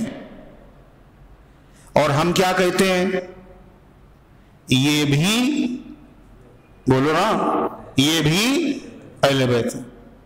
یہی اہل بیت ہے اور یہ بھی اہل بیت ہے، دونوں میں فرق ہے نہیں ہے؟ ارے نہیں ہے. یہی اہل بیت ہے، اس کا مطلب کیا ہوا؟ بولو بولو. کہنا روشنی ڈال دیجیے آپ. ہم لوگ نماز پڑھتے ہیں تو کیا پڑھتے ہیں؟ ایاک نعبد و ایاک نستعین. ایاک نعبد کا ترجمہ کیا ہوتا ہے؟ ہم تیری ہی عبادت کرتے ہیں. تیری عبادت کرتے خالی نہیں ہے، تیری ہی عبادت کرتے ہیں، تیرے علاوہ کسی کی عبادت نہیں کرتے. وَإِيَّاكَ نَسْتَعِينُ کے معنی کیا ہے؟ تجھ ہی سے مدد چاہتے ہیں، تیرے علاوہ کسی سے نہیں چاہتے. یہی اہل بیت کا مطلب یہی ہیں، ان کے علاوہ کوئی اہل بیت نہیں. یہ بھی اہل بیت ہے کا مطلب کیا ہے؟ آپ کی بیویاں تو اہل بیت ہیں، مگر یہ 5 ہستیاں بھی اہل بیت، یہ بھی اہل بیت ہے. قرآن میں سورہ احزاب میں اہل بیت جہاں ذکر آیا ہے وہاں نبی کی بیویوں کا ذکر ہے. تو اس کے بعد اللہ کے رسول صلی اللہ علیہ وسلم نے حضرت حسن، حضرت حسین، حضرت فاطمہ، حضرت علی، ان سب کو چادر کے نیچے چھپایا اور اللہ سے دعا کی. اللہم ہؤلاء اہل بیتی، اللہ یہ بھی میرے اہل بیت ہیں. گھر والیوں کو جیسے آپ نے فضیلت دی ہے، ان کو بھی اللہ اس فضیلت میں شامل داخل کر لیجیے. دعا کس کے لیے کی جاتی ہے؟ جس کو پہلے سے کچھ حاصل ہو. دعا کہے کے لیے کی جاتی ہے؟ جو چیز حاصل نہ ہو وہ حاصل ہو جائے، یہی تو ہوتا ہے. پہلے سے اگر ہے حافظ، تو پہلے سے حافظ اگر ہے کوئی بچہ آپ کا، تو آپ ان کے لیے دعا کر دیجئے اللہ ان کو حافظ بنا دے. وہ حافظ تو ہے ہی. حافظ نہیں ہے اس کے لیے دعا کی جاتی، حاجی نہیں ہے تو دعا کی جاتی. تو یہی معاملہ یہ ہے، وہ اہل بیت میں شامل نہیں تھے، اہل بیت میں آپ نے ان کو شامل فرمایا. تو باہر صورت نبی کے گھر پہ جو عبادت تھی وہ کون بتائے گا؟ آپ کی گھر والی بتائیں. گھر والی کون ہے؟ حضرت عائشہ، حضرت حفصہ، حضرت صفیہ، حضرت ام سلمہ. انہی سے پوچھئے وہ کیا کہتی. حضرت عائشہ فرماتی ہیں کہ تہجد جو ہے حضور پاک صلی اللہ علیہ وسلم عام دنوں میں بھی پڑھتے تھے اور رمضان میں بھی پڑھتے تھے. مگر جو غیر مقلد لوگ ہیں نا، جانتے غیر مقلد؟ ارے غیر مقلد جانتے ہو؟ سب لوگ نہیں جانتے. جو اپنے آپ کو اہل حدیث کہتے ہیں ان کو جانتے ہو؟ نہیں جانتے. جو نماز پڑھتے ہیں تو پیر خوب پھیلا لیتے ہیں، دیکھا؟ اور جب نماز پڑھتے ہیں تو بار بار یوں کرتے ہیں، دیکھا؟ اور جب نیت باندھتے ہیں تو ہے، اور جب تحیات پڑھتے ہیں تو پھر انگلی مسلسل ہل رہی. جو رمضان میں کئی رکعت پڑھتے ہیں تراویح کی؟ 8 پڑھ لیتے ہیں. تو وہ لوگ جو ہے وہ لوگ کیا کرتے ہیں؟ رمضان میں تہجد نہیں پڑھتے. وہ لوگ شارٹ کٹ معاملہ ہے. 20 تھی تو ان کا 20 ٹھیک نہیں، تھک جائیں گے، اس لیے 8 ٹھیک رہے گی. کہنے اور صاحب رمضان میں تراویح بھی پڑھیں 20 رکعت، تو تہجد بھی پڑھیں. رمضان میں تراویح ٹھیک ہے، تہجد نہیں، چھٹی تہجد کی. سمجھ رہے ہیں آپ؟ کیسے؟ کہتے رمضان میں جو تہجد ہے نا، جو تراویح ہے، کہتے ہیں یہ غیر رمضان میں تہجد ہوتا ہے، اور رمضان جب آتا ہے تو یہ کیا بن جاتا ہے؟ تراویح. الگ سے کوئی چیز نہیں ہے. اس لیے کہ آرام سے شروع میں رات میں پڑھ لو اور پھر آرام سے سو. حضرت عائشہ صدیقہ کیا فرماتی ہیں؟ عام دنوں میں تہجد حضور پڑھتے تھے تو انداز اور تھا، اور رمضان میں اور تھا. کتنی پڑھتے تھے؟ 8 رکعت. رمضان میں بھی پڑھتے تھے اور رمضان کے، بولو، غیر رمضان میں، رمضان میں بھی. تو رمضان میں جو پڑھی جاتی وہ کیا ہوتی ہے؟ تراویح ہوتی ہے. غیر رمضان میں کیا ہوتی ہے؟ تہجد ہوتی ہے. حضرت عائشہ صدیقہ فرماتے ہیں وہ جو پڑھتے تھے آپ رمضان میں بھی غیر رمضان میں، وہ ایسی نماز تھی جو دونوں میں پڑھی جاتی ہے. دونوں میں کون سی پڑھی جاتی؟ تہجد. تو 8 رکعت کا ذکر کیا ہے، وہ اس سے مراد کیا ہے؟ تہجد. تراویح نہیں ہے. انہوں نے اسی حدیث کو لیا اور کہنے 8 ہی رکعت ہم تو پڑھیں گے. دیکھو حضور 8 پڑھتے تھے، ہم وہی پڑھیں گے. مگر اسی حدیث میں یہ جو 8 آپ پڑھتے تو کیسے پڑھتے تھے؟ 4 رکعت کی نیت باندھتے ہیں. یہ لوگ کئی رکعت کی نیت باندھتے ہیں؟ دیکھا ہے نہیں دیکھا ہے؟ 2 رکعت ہے. وہی حدیث بخاری کی، اس میں 4 کا ذکر ہے مگر 2 کی نیت باندھتے. اس میں ہے کہ پھر 3 رکعت آپ وتر پڑھتے تھے، 1 ہی رکعت وتر پڑھ رہے، بخاری پہ عمل کر رہے، لوگوں کو دھوکہ دے رہے. عائشہ صدیقہ رضی اللہ عنہ فرماتی ہیں انہی کے گھر پہ پڑھتے تھے آپ تہجد. تو عام دنوں میں کیسے پڑھتے تھے آپ تہجد؟ فرماتی کہ ہم لیٹے ہوئے تھے اور حضور پاک صلی اللہ علیہ وسلم تہجد کی نماز کے لیے اٹھے. تو کیسے اٹھے؟ قام رویدا، بہت آہستہ سے اٹھے آپ. واخذ رداءہ رویدا، اور بہت دھیرے سے آپ نے چادر اٹھائی. وانتعل رویدا، اور بہت آہستہ سے آپ نے مبارک چپل پہنی. ففتح الباب رویدا، اور بہت دھیرے سے دروازہ آپ نے کھولا. یہ سارے کام دھیرے دھیرے اللہ کے نبی نے اس لیے کیے تاکہ عائشہ صدیقہ کی آنکھ کھل جائے، ہے نا؟ پھر کھل جائے نا، پھر نہ کھلے، ہے نا؟ عائشہ صدیقہ کی آنکھ نہ کھل جائے کہیں. کیوں؟ ادب سکھا رہے ہیں امت کو. تہجد فرض نہیں ہے، کیا ہے؟ سنت ہے. اور کوئی سو رہا ہو اس کو کچی نیند سے اٹھانا اس کو اچھا لگتا ہے نا، بہت مزہ آتا ہے جب کوئی اٹھا دیتا ہے. تکلیف ہوتی ہے کسی کو اٹھا دینا، یہ تکلیف پہنچانا ہے، چاہے اپنی بیوی کیوں نہ ہو. یہ تو اپنی بیوی، اس کو کوئی تکلیف کوئی مسئلہ نہیں، یہ تو اپنی ہے، یہ تو اپنی ہے. تو اپنوں کو تکلیف پہنچانا چاہیے، دوسروں کو نہیں، اپنوں کو پہنچانا چاہیے. بیوی کا خیال ہے، آنکھ نہ کھل جائے. ہاں البتہ اگر کوئی آدمی کہہ دے بھائی تہجد کے وقت مجھے اٹھا دینا، تو اٹھا دو اس کو. لیکن اگر نہیں کہا اس نے تو پھر زبردستی نہ کرو. دین میں زبردستی ایسے تھوڑی ہوتی ہے، زبردستی عمل نہیں کرایا جاتا ہے. حضرت مولانا رشید احمد صاحب گنگوہی رحمۃ اللہ علیہ بہت بڑے عالم، تو حاجی امداد اللہ مہاجر مکی رحمۃ اللہ علیہ سے بیعت ہوئے. حاجی صاحب نے کہا کہ یہاں قیام کرو، تو وہاں قیام نہیں کرتے تھے. تو انہوں نے پوچھا، کہنے لگے کہ اگر یہاں قیام کریں گے تو آپ کہیں گے تہجد پڑھو، اور تہجد فرض ہے نہیں.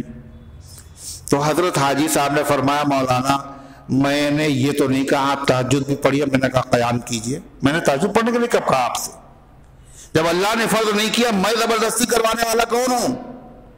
آپ آئیے، میں نہیں کہوں گا آپ سے تہجد پڑھیے. خیر مولانا آئے، حاجی صاحب نے کہا جہاں پر میرا بستر بچھایا جائے وہیں مولانا کا بھی بستر بچھا دینا بغل میں. اب اس کے بعد حاجی صاحب اٹھے تہجد کے وقت. کیسے اٹھے؟ جیسے اللہ کے نبی اٹھے تھے، بالکل چپکے سے. مگر وہ آنکھ کھل گئی مولانا کی، مولانا رشید احمد صاحب گنگوہی کی آنکھ کھل گئی. کہنے حضرت تہجد پڑھنے جا رہے ہو، ہم پڑے ہوئے ہیں بستر کے اوپر، اچھا نہیں لگ رہا ہے. اب آنکھ کھل ہی گئی تو خیر گئے اور وضو کر کے تہجد پڑھی. فرماتے وہ دن ہے اور آج کا دن ہے کبھی تہجد کی نماز قضا نہیں ہوئی. یہ اللہ والے لوگ ہوتے ہیں، یہ انداز ہوتا ہے ان کا. تو عام دنوں میں نبی کریم علیہ السلام کے تہجد پڑھنے کا انداز کیا ہے؟ عائشہ صدیقہ کی آنکھ نہ کھلے. کہتے ہیں مگر جب آخر عشرہ ہوتا تو اللہ کے نبی کا انداز بدل جاتا. کیسے بدلتا؟ اذا دخل العشر شد میزرہ وَأَحْيَا لَيْلَهُ وَأَيْقَظَ أَهْلَهُ، فرماتی جو آخری 10 دن شروع ہوتے تو اللہ کے نبی صلی اللہ علیہ وسلم اپنی کمر کس لیتے. کمر کسنے کا مطلب یعنی ڈھیلے پڑ جاتے نا، ہیں کیوں؟ سست ہو جانا نا. کمر کسنے کا مطلب یہی ہوا نا، تیار ہو جانا بالکل ایک دم سے. ٹرین آنے والی ہے اور 1 منٹ خالی رکے گی اور سامان اچھا خاصا ہے، سمجھ رہے ہو؟ آرام سے بیٹھے ہوئے بیڑی پی رہے،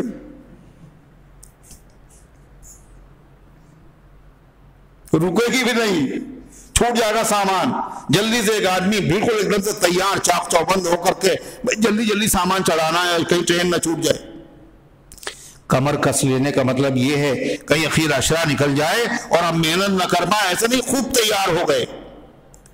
پھر فرماتی تھی وَأَحْيَا لَيْلَهُ، اور ہر رات کو زندہ کرتے تھے آپ.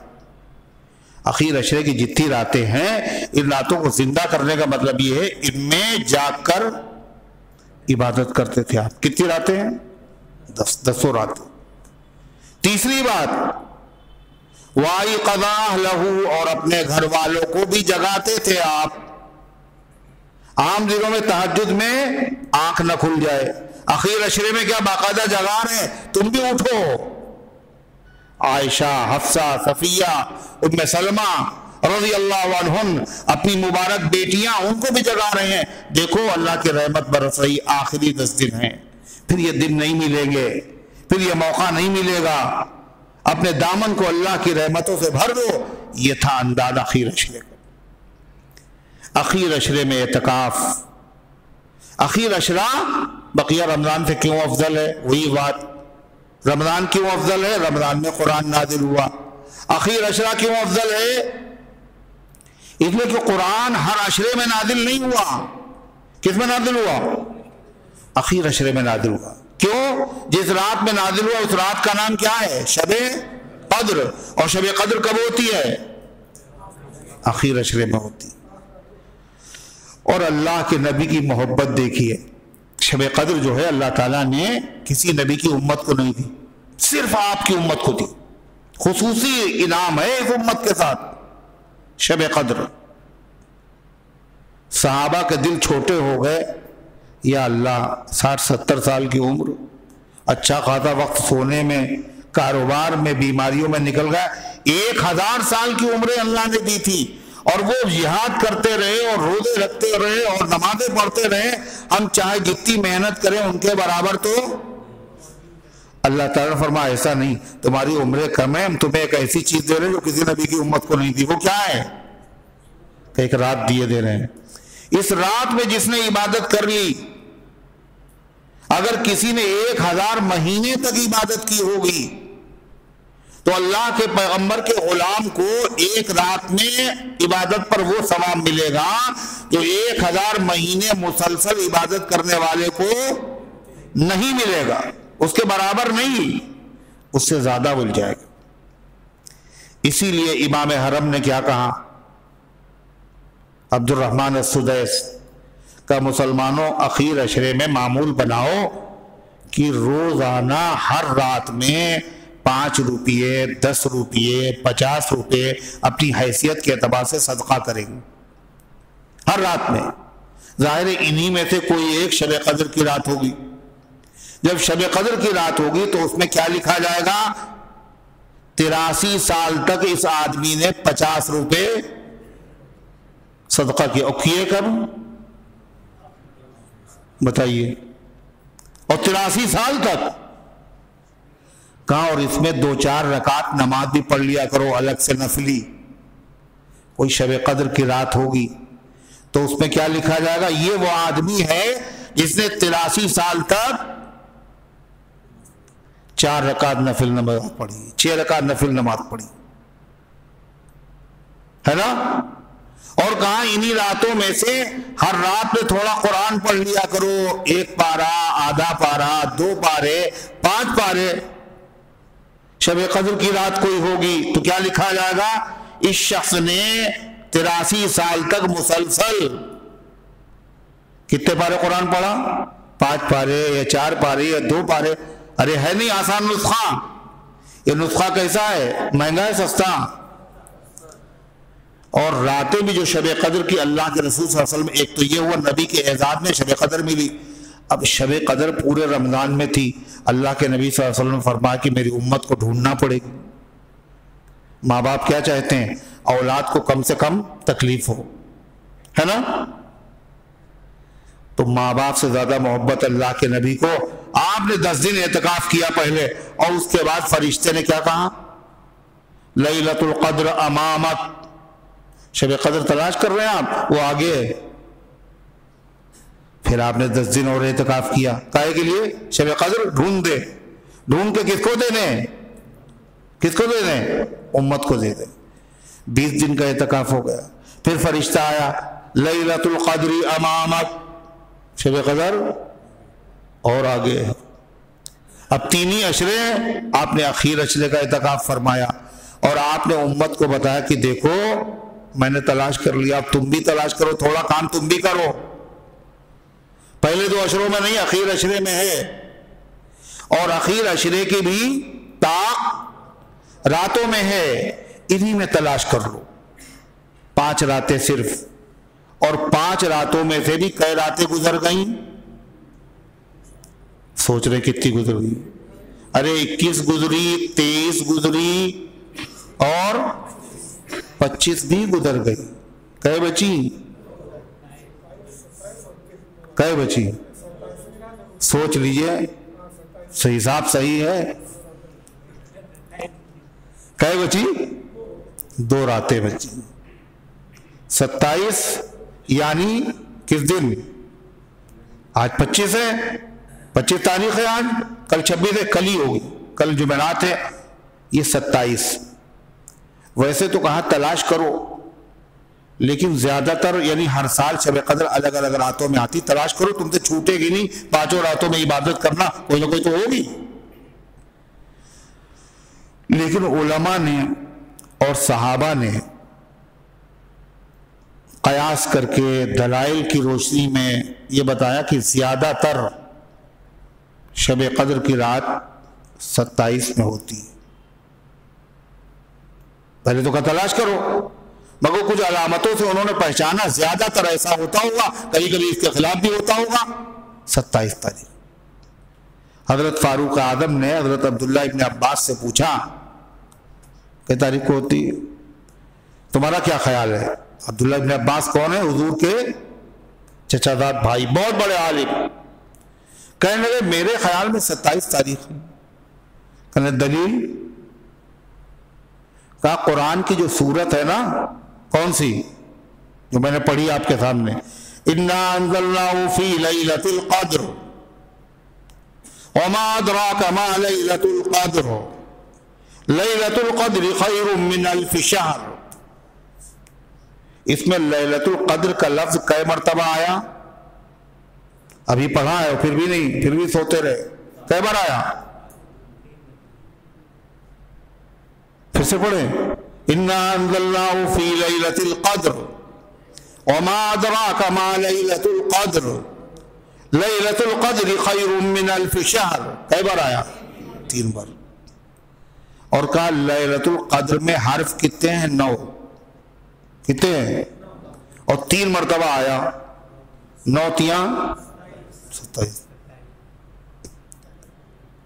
یہ حساب بتا رہا ہے کہ یہ کون سی ہے؟ 27 شب. حضرت عثمان ابن ابی العاص ایک صحابی ہے، ان کے غلام تھے، وہ دریا کا سفر کرتے تھے. انہوں نے کہا کہ ایک رات اخیر اشرے میں میں نے ایسی دیکھی ہے، ایسی کوئی رات نہیں دیکھی. کہنے وہ 27 پر دیکھے. میں نے کیا دیکھا تم نے؟ کہ دریا کا، سمندر کا شور، نمکین پانی میں نے میٹھا دیکھا ہے. یہ بھی علامات میں سے ہے. تو غرضے کی کتنی تو گزر گئی، اب یہ موجود ہے اور بالکل قریب ہے نا. اور جب پتہ بھی چل جائے تو پھر کیا ہے، اس میں غفلت نہیں کرنا. اللہ کے نبی نے کیا فرمایا؟ تلاش کر دی. پھر کیا کہا؟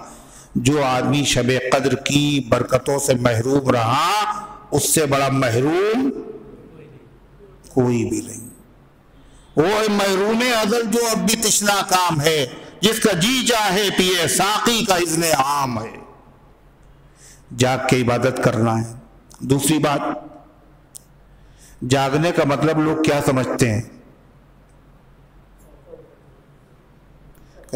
جاگنے کا مطلب لوگ کیا سمجھتے ہیں پتہ ہے؟ پوری رات پلک سے پلک نہ جھپکے. کہنے تھوڑی دیر سو گئے, بتائیے شب قدر میں تھوڑی دیر سو گئے, بتائیے آنکھ لگ گئی. یہ نہیں ہے. بہتر تو یہی ہے کہ آدمی پوری رات جاگے. اگر بہت تھکن ہے, غلبہ نیند کا ہے, اگر تھوڑی دیر وہ آرام کر بھی لے اور بعد میں جاگ لے, جب بھی شب قدر اس سے چھوٹے گی نہیں.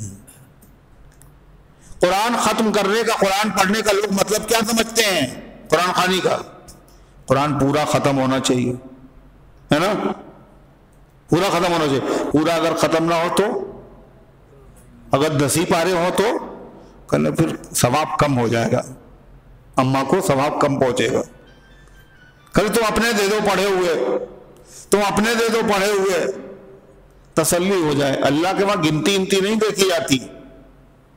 اللہ کے وہاں وزن ہوتا ہے, تھوڑا پڑھا جائے مگر اخلاص کے ساتھ ہو. تھوڑی دیر جاگے مگر کیسے؟ سنت کے مطابق, اللہ کی رضا کے لیے, تنہائی میں اپنے گھر پر. اللہ تبارک کیا کرنا ہے؟ کر نفل نماز لمبی, 1 رکعت میں کئی صورتیں پڑھ لی, لمبی ہو گئی. سبحان ربی العظیم کئی مرتبہ, سبحان ربی الاعلی کئی مرتبہ. دوسرا عمل قرآن کی تلاوت. کیسے؟ دیکھ کے. تیسرا عمل تسبیح, ذکر. کیا تسبیح پڑھیں؟ کافضل الذکر لا الہ الا اللہ. یہ کوئی بیچ میں لیٹا ہوا ہے کیا؟ کوئی سو گیا؟ پہلے سے سو رہے ہیں؟ اچھا چھوڑیں. افضل الذکر لا الہ الا اللہ, سب سے بہترین ذکر لا الہ الا اللہ. استغفار کثرت سے, اللہ کو بہت پسند. درود شریف. تیسرا کلمہ سبحان اللہ وبحمدہ سبحان اللہ العظیم. اور چوتھا عمل کیا ہے پتہ ہے؟ جو ان سب کی جان ہے, عبادت کی جان, روح, مغز اور خلاصہ اللہ کو سب سے زیادہ پسند, وہ کیا ہے؟ دعا. کیا ہے وہ؟ اللہ سے دعا مانگو. 3 مانگو, یہ بھی عبادت. دنیا مانگو, یہ بھی عبادت. اور قبولیت کی گھڑی ہے. فرشتے بھی آئے ہیں آمین کہنے کے لیے, ملاقات کرنے کے لیے, سلام کرنے کے لیے, دعائیں دینے کے لیے. یہ رات پھر ملے گی نہیں. اگر کوئی آدمی عطر کی دکان سے آئے آپ کی محفل میں تو کیا ہوگا؟ بدبو پھیل جائے گی نا. کیا ہوگا؟ خوشبو آئے گا. فرشتے آسمانوں سے جب آئیں گے تو آسمان رحمت کے ساتھ آئیں گے, نہیں آئیں گے؟ کیسی برکتیں ہوں گی اس رات میں. اور فرشتے تو اتنے روز آتے ہیں, ان کی ڈیوٹی بدلتی عصر میں اور فجر میں, مگر اس رات میں اتنے آتے ہیں, اتنے کبھی نہیں آتے. اور آتے کیا اپنی مرضی سے ہیں؟ جبریل کی تو اتنی ہستی نہیں ہے کہ بغیر مرضی کے آ جائیں. ان سب کو بھیجا جاتا ہے. جاؤ میرے بندوں کو دیکھو. جنت انہوں نے دیکھی نہیں ہے, جہنم کو انہوں نے دیکھا نہیں ہے, مگر پھر بھی وہ اس سے پناہ مانگ رہے ہیں, جنت کو طلب کر رہے ہیں, عبادت میں لگے ہوئے ہیں. جاؤ ان کو سلام کرو, مصافحہ کرو, ان کے لیے دعائیں کرو. تو دعا کرنا ہے اس میں. شادی کا رشتہ ہو جائے, یہ دین کی دعا ہے, دنیا کی ہے نا. کاروبار میں ترقی ہو جائے, اللہ اولاد مل جائے, اللہ اولاد فرما بردار ہو جائے, اللہ طبیعت ٹھیک ہو جائے, مقدمے سے چھٹکارا مل جائے, یہ دنیا کی دعائیں ہیں. کہا دنیا مانگو گے جب بھی ہم تمہیں ثواب بھی دیں گے اور تمہاری دعائیں بھی کیا کریں گے؟ قبول کریں گے. اور چلو جب مانگیں تو پھر کیا کریں؟ جب مانگیں تو کیا کریں؟ مطلب اپنے لیے خالی مانگ لیں، تھوڑا سا ٹائم ہے اس میں سب کے لیے کیا مانگ؟ ہر آدمی اپنا اپنا بھلا چاہے.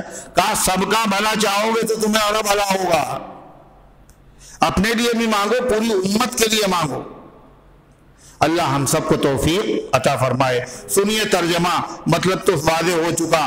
اللہ فرماتا انا انزلناہ فی لیلۃ القدر، ہم نے اس کو نازل کیا ہے لیلۃ القدر میں. کس کو؟ قرآن کو. نام نہیں لیا ہم نے، قرآن نازل کیا. کیوں؟ جو چیز متعین ہوتی ہے اس کا نام لینے کی ضرورت نہیں ہے، سب سمجھ جائیں گے. روزی دینے والا وہی ہے. کون؟ اللہ ہے. موت دینے والا، زندگی دینے والا وہی ہے. نام نہیں لیں گے. بتائیے کون ہے وہ؟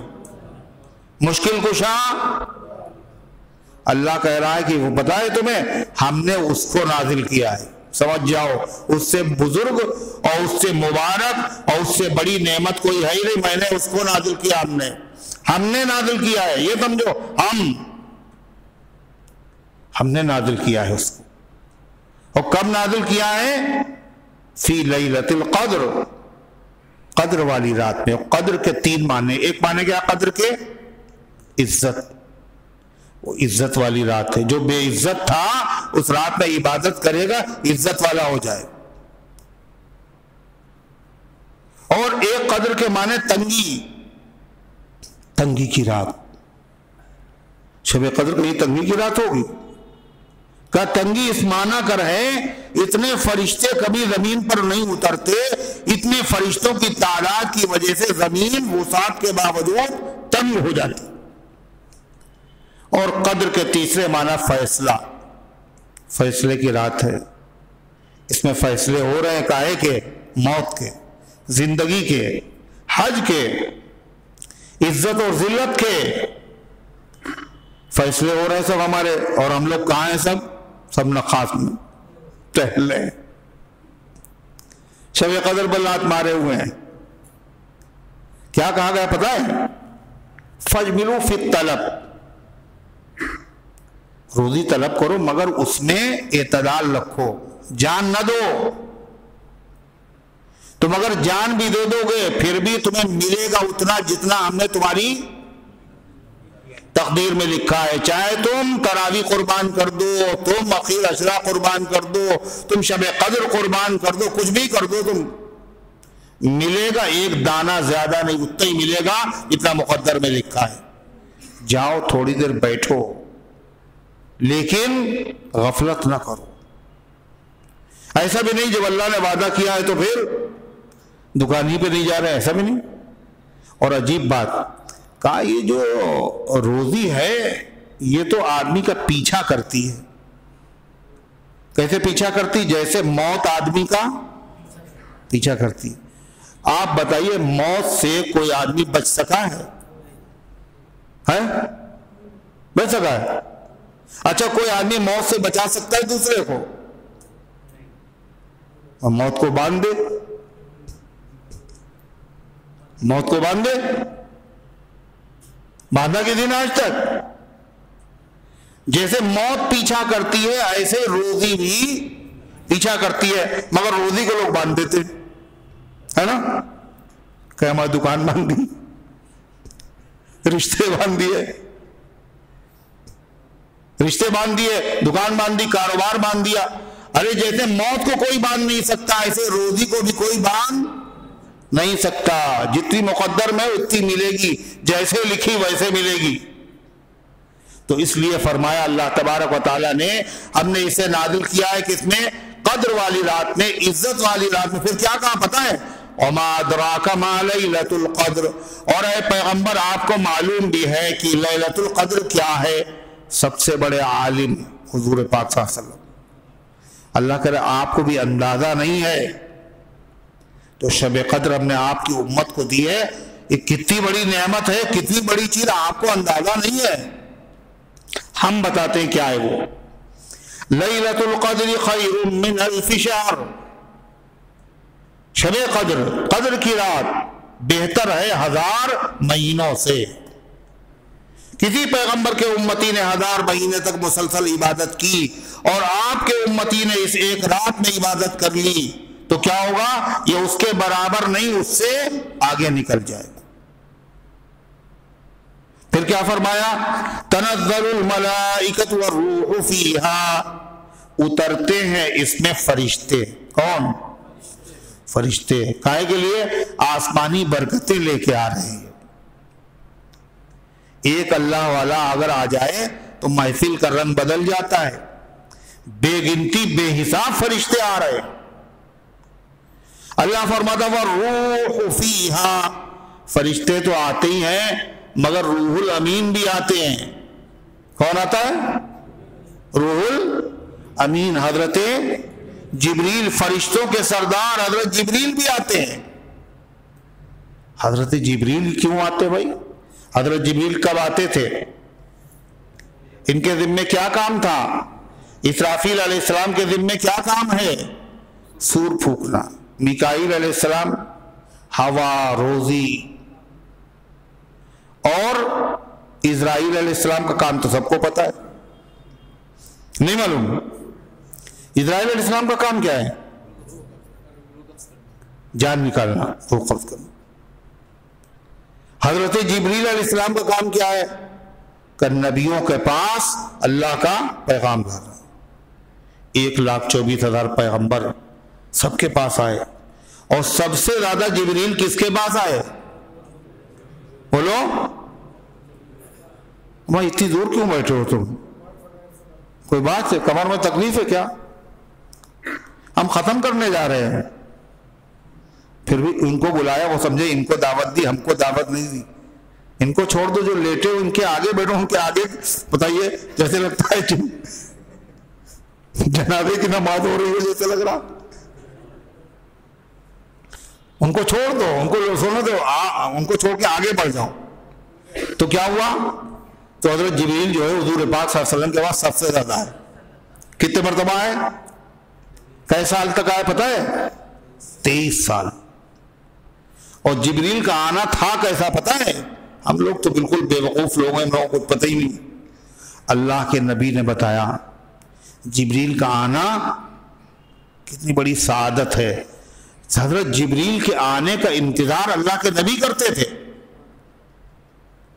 اور ایک مرتبہ آپ نے کہہ دیا جبریل سے، جبریل دیر میں آتے ہو تم، میرا جی چاہتا کہ تم جلدی جلدی آیا کرو۔ حضور چاہتے کہ جبریل جلدی جلدی آئے، تو جبریل نے کیا کہا؟ اے اللہ کے نبی جتنا آپ کا جی چاہتا اس سے زیادہ میرا جی چاہتا ہے آپ سے ملاقات، لیکن مجبوری ہے۔ وَمَا نَتَنَزَّلُ إِلَّا بِأَمْرِ رَبِّكَ، ہم نہیں اترے اور نہیں اترتے اور نہیں اتریں گے مگر آپ کے رب کے حکم سے، جو حکم ہوتا جب ہی آتے۔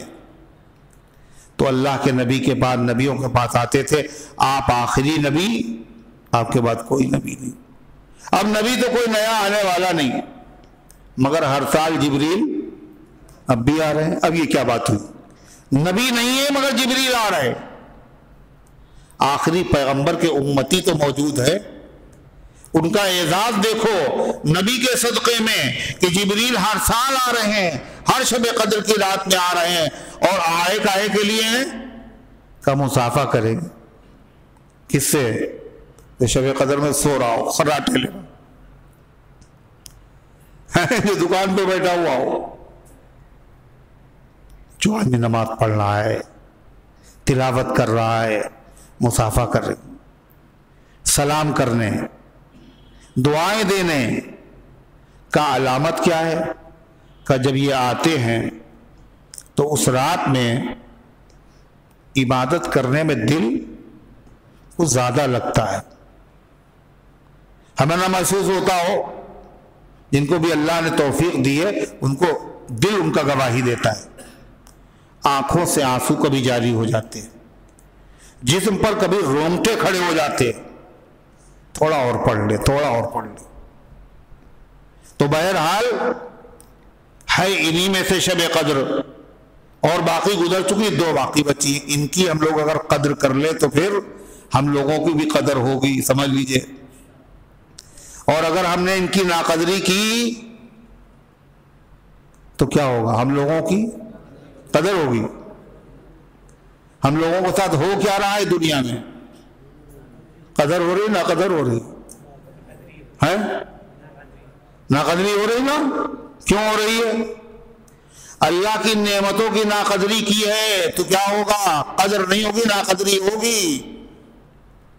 اللہ کا دیا ہوا ایسا تحفہ جو کسی امت کو اللہ نے نہ عطا فرمایا ہو، اس کی جب مسلمان ناقدری کریں گے تو ظاہر بات ہے ان کو قدر کے مستحق ہے یا ناقدری کے؟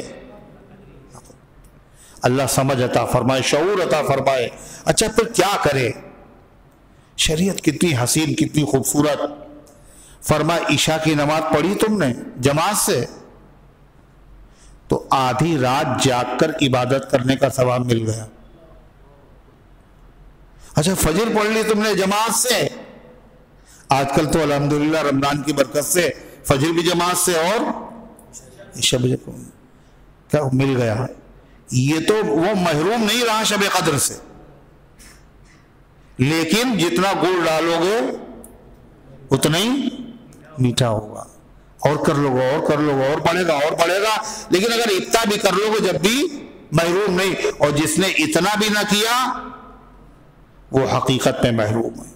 اللہ فرماتا اترتے ہیں فرشتے اور روح الامین اس میں بِإِذْنِ رَبِّهِم مِّن كُلِّ امر، اپنے رب کے حکم سے ہر امر خیر کو لے کر۔ سلام، یہ رات سراپا سلامتی ہے، بڑا دل لگتا ہے اس میں عبادت کرنے میں، بڑا مزہ آتا ہے۔ یہ فرشتوں رات بھر سلام کرتے ہیں۔ کب تک رہے گا یہ سلسلہ؟ کہا ویسے عام راتوں میں جتنی بھی راتیں سال کی ہیں، ہر رات میں رات کا ایک حصہ سب سے افضل ہے،